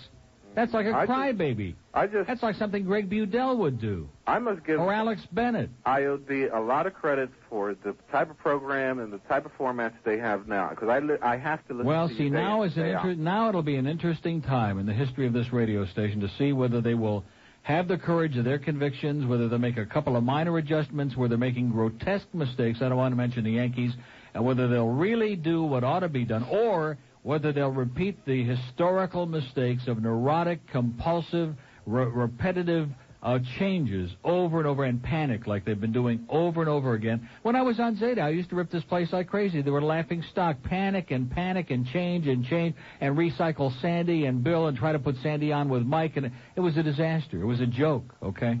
Yeah. And they made a bad mistake with Kane, a terrible mistake, a grotesque mistake, and they screwed around and messed around a lot of our audience and drove them away and did a lot of... Now the question is, will they have the common sense to let things come down to earth and to start building instead of constantly tearing down what we've got left? From Mike... Wasn't that a good speech, sir? Excellent. Outstanding. From Mike to Stan, I think, is an excellent combination. It just has to be worked on, like Rick said. Like, or who was it? Suds was just there? No, I think it was the Dean. Well, it's a nice a combination, but you just have to give it a while. It seems like the management, Say goodbye, Jerry or whoever he is. Say goodbye. Okay, well, you have a good day. Thank you. He was getting pretty boring, wasn't he? 135 at WIOD. We have a couple of open lines now. They're both in Dade County. It's very unlikely you'll get on, but it sure would impress Bill if we let him up. 751 WIOD. And I have a sponsor to talk about now. It's one of my favorite restaurants in the world. Really? Interesting? Well, no, it's been an interesting 4 hours, almost 4 hours. The only way it could have been more interesting is if we had Ernie Sochin here. Don't ever ask me back on this show again. Come on.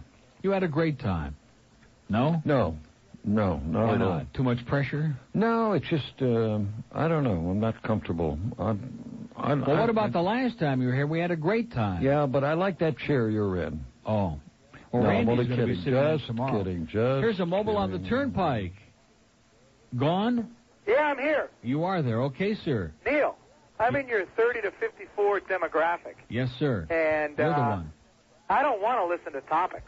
Yeah. I want to be entertained. I want to smile. Well, I just joking when I say I'm going to go back to topics because I'm never going to do that. If I have to go to work in Peoria, I'm still going to have a good time on here. I don't want to go back to that because, first of all, it's boring and it's depressing, and I just have no interest in it. Well, you'd lose me. And the other thing is, flip around the AM dial. Who else is there to listen to? Exactly. That's why I think a lot of this is really bogus, and they're going to sit in there and they're going to overreact and have a nervous breakdown and start messing around and messing around and messing around. And that's going to be a mistake because that's what we're paying for now is all the messing around. Exactly. And that goes from 10 to 6. That's not just listen to me. 10 to Since 2. Steve Kane left this station, which is back in October, nothing has stayed the same. In other words, there have been just a succession of changes in several day parts, especially afternoon and night, changing and changing and changing and changing. And it's gotten to the point now where the audience likes stability, okay? Exactly. Stability. And I mean, Ralph Rennick wasn't on the air for 30 years in Miami because he was a great newsman.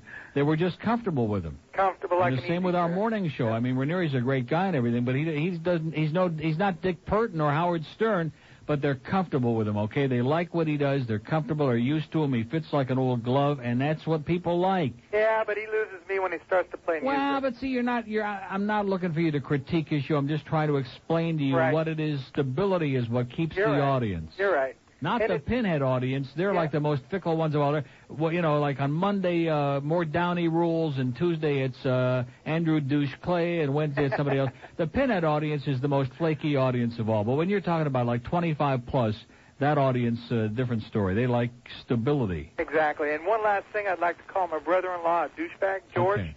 Thanks. Okay, sir. That was like perfect topping on a cake, wasn't it?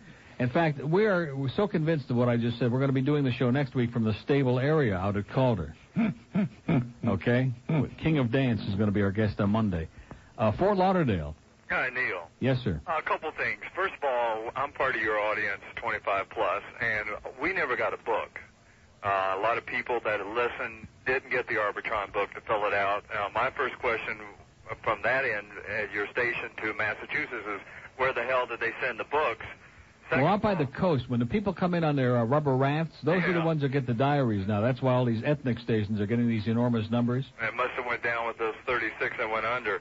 But the whole thing is, you've got a lot of loyal listeners that we don't get a chance to express ourselves. A lot of us don't stop and call. I happened to stop by because I was hearing a lot of negative coming in that way. Everybody's doing a good job. I'm not blowing smoke, but the whole thing is, a lot of us didn't get books, and the stations, like I think you said, 105 got top numbers. That just shows you it went south of the border. And, a lot of us take a lot of your recommendations. I went to one of your famous fondue restaurants and had a great dinner there. Well, I'll give you an example, okay? The guys from American Steak and Pizza were in the other day, and they're nice guys. They have great food. And they've been on only for, the last 3 or 4 months, which is when we've been going through all these downtrends and everything. And they came in, not only did they bring in food, but they thanked me. They said, the results you've gotten us is so incredible. And the same with Wayne Arnold, who brought about $20 million worth of food in today. Here's a guy with his little royal castle over there, has been there for like 20 years or more. And since he's been advertising on his show, including right now, he's broken all of his records, okay? Jeff at the Pizza Loft has built a new Neil Rogers dining room up there, not because he loves me, but because of the fact we're bringing him tremendous business. He needed more room, okay? That indicates to me we got a lot of people out there, and I know you can't alibi about numbers forever, but I think something is dramatically wrong up there in Beltsville. I think they're giving diaries to people who are like in Arcadia or so. I don't know what it is, but I'm not buying it, and I'm not doing the numbers on the air ever again. I will never do it again. I was driving around Coral Springs, happened to be lost on Sample Road, and I don't know if I can mention the restaurant or not, but it was one of your favorite fondue places. And I just said, that's the place that Neil talks about. So we went in and happened to find your waiter, Troy. Yeah. And I said, if this isn't the restaurant Neil's talking about, then I'm not coming in. They go, oh, yeah, no, and we'll even... And everybody speaks highly of you. But let me ask you this. You've been in the business a long time. Do you feel that maybe the summertime ratings go towards more like rock and roll? These aren't summertime. This is the spring. I thought this was May, This is June. April, May, and June. Oh, it's April, May, June book? No, I don't think that's got anything to do with it. Nothing, that more people are outdoors and they don't have time to sit down and fill out the book, where a lot of the people just say, pass it on. No, I just think Arbitron has lost it with their rating samplings, and it started many, many months ago, I think. I think it started last June, as a matter of fact, over a year ago. Well, unless they get the books out and distribute them evenly throughout the entire county. But the point is, we can sit here and pseudo-intellectualize this from now till next Sukkot, but people in management aren't interested in that because they've got to cover their own ass. They have to answer to the people up higher than them, and they have to produce. So they're not going to buy that. Tell the people in management, put the headset phones on, sit in your seat and see how they like it for a while. Okay. Have a great day. 145 at your pseudo-intellectual station, WIOD. Let's go to Fort Lauderdale. Hello. Hello, Neil. Yes. What is it? Kevin. Yeah, Kevin. Gilbert's buddy. Yes, sir. So what's up? Now, see, right here, I'm glad we got this call in before the end of the show, okay?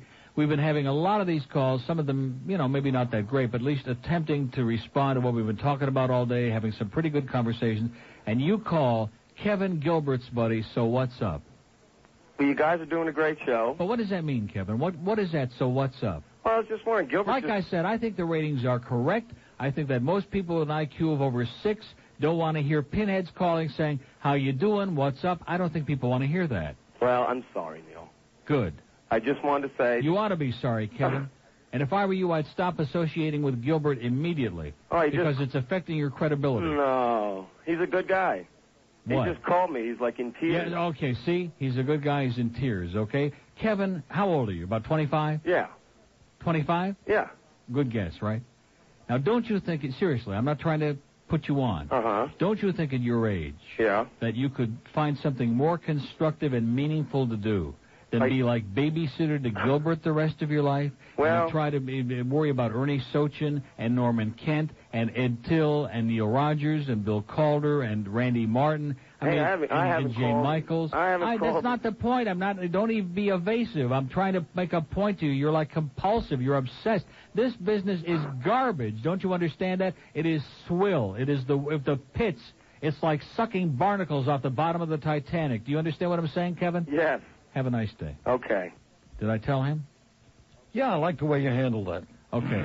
Well, I always have in Master Attacked. Here's a lady in Fort Lauderdale. Hello. Hi, how are you both? Great. Good. I'd like to say hello to Anna. I noticed Ross came back to test drive my Corvette today. Is that why you came in, Ross? I noticed he had his eye on it. Same color as your shirt almost.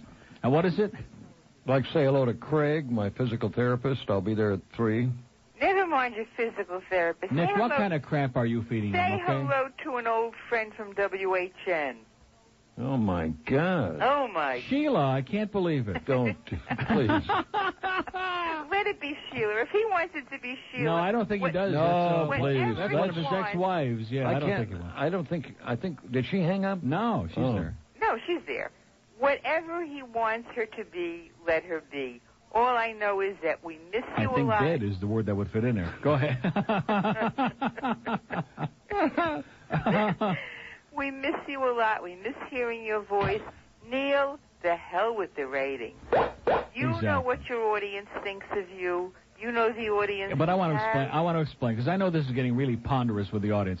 But when you know you're and listen, I really mean it. Disney is a great guy. He really is. I like him as much as anybody I've ever worked for. But, and there's always a big but standing in your way. Okay. These people hired me based on my track record and reputation in the market.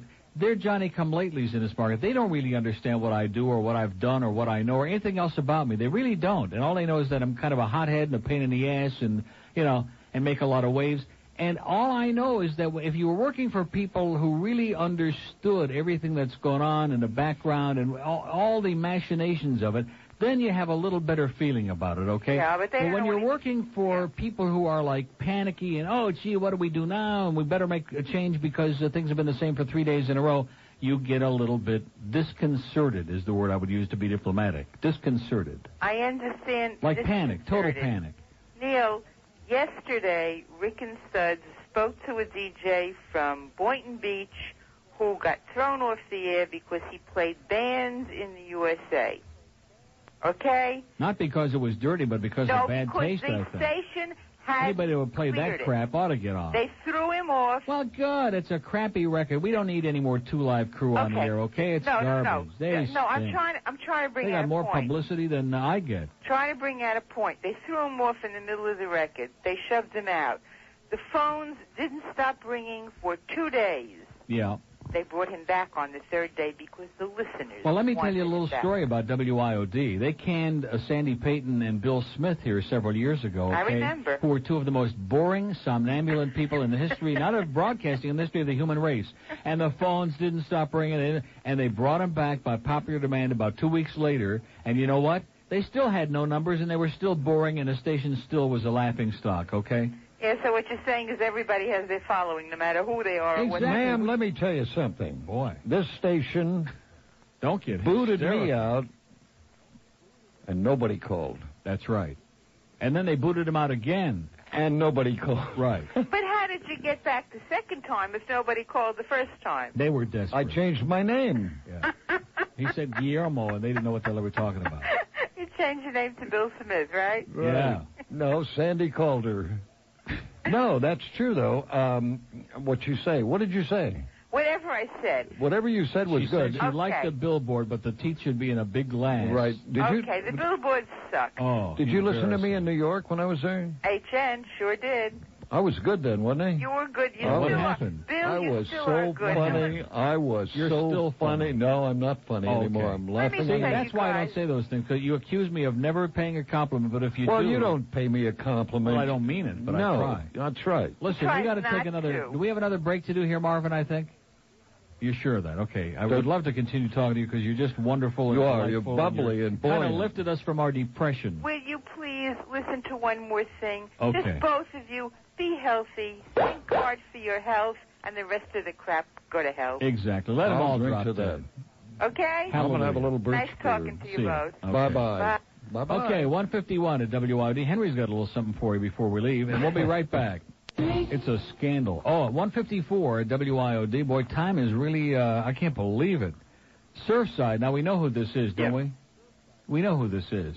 Hello? Yes. How you doing, Neil? Okay. How you been? Great. I'm a first-time caller here. Okay. I thought maybe this was the guy who calls every day from Surfside. No, that guy from Eli Turgerman? Exactly. No. Tell him anyway that Kim's are rules anyway. Okay. I got a suggestion for you. Who is Eli Turgerman? He's some crooked mayor here in Surfside.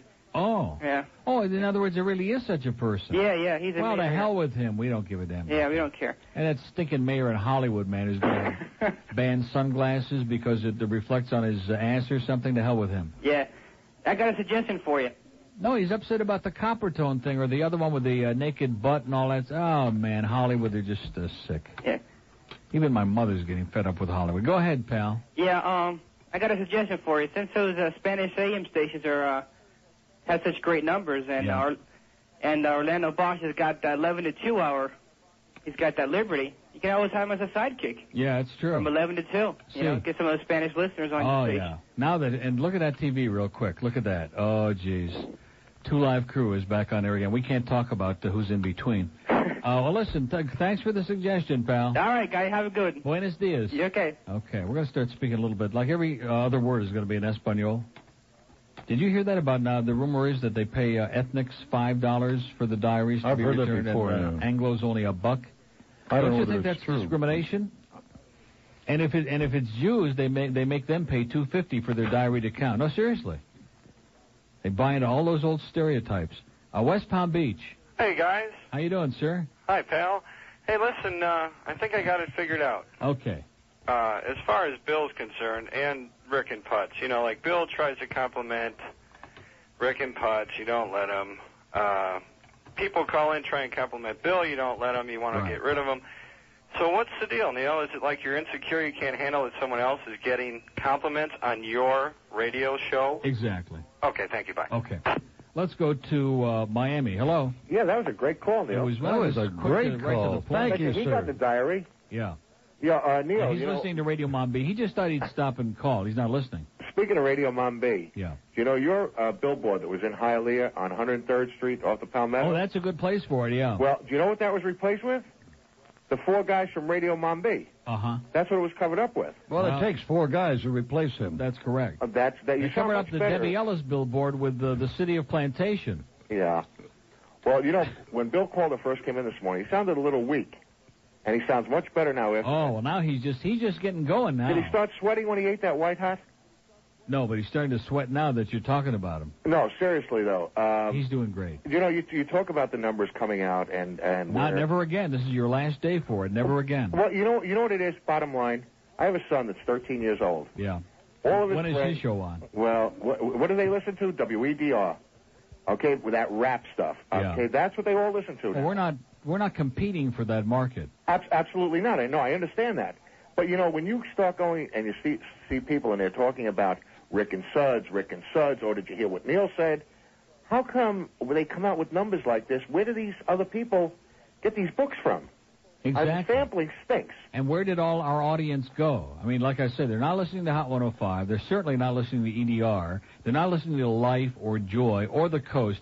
Where did all of these news talk or entertainment people go? And the fact is, if you look through, you can't find them. They're nowhere. They're gone. It's like they all This is disappeared. why the sampling that they take, okay? Sucks. If you take a sampling of people that watch television and you talk to, I would say, out of 10 people, 6 or 7 will tell you that they watch that Alien Nation. They happen to like that show. Yeah. 82nd in the ratings. I mean, where do they get these? Where do they? Are they?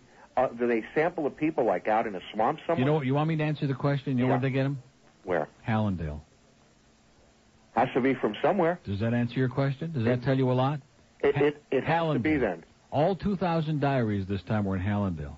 Well, I'll tell you, in all honesty, and half of them were in Sonny Rosenberg's house. I have never heard of Rick and Suds before they came to this station. Right. Okay, you talk to people now, everybody knows about Rick and Suds. I mean, they talk about, they're funny. They keep that afternoon going. I mean, it's some of the stuff where they play off one another. Do you remember the guys who used to do the, I'm trying to think of that beer. They used to do a beer commercial up in New York. They were Birch beer, yeah. No, the two. Bert and Harry. Bert and Harry, okay? How they play off one another, and the other one's like looking at, what did you say? Yeah. That's what they remind me of. And yet they play off one another, and everybody knows about them. How could their ratings possibly go down? Exactly. That's what it's give all them about. a chance. Give us at least another 30 Absolutely, days they're to the find a greatest. job. Okay, Bert Simpson, he rules. Okay. Bye. Okay, that's going to do it, Bill. It's been something. Well, it certainly has. It's certainly been an agonizing experience. And thank God we didn't have anybody sneak in any compliments for it, because I'd be pretty upset about it and have to respond you cut tomorrow. them off anyway. Well, we did. We dumped a couple. Anyway, Bill Calder, he'll be back with us in spite of all his No, I will protestations. never. I'm never coming back here come back? until you talk about numbers.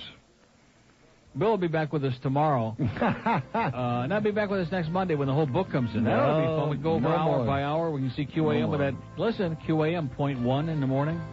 Something to think about. He just stopped in mid-sentence. That's Randy's number, by the way.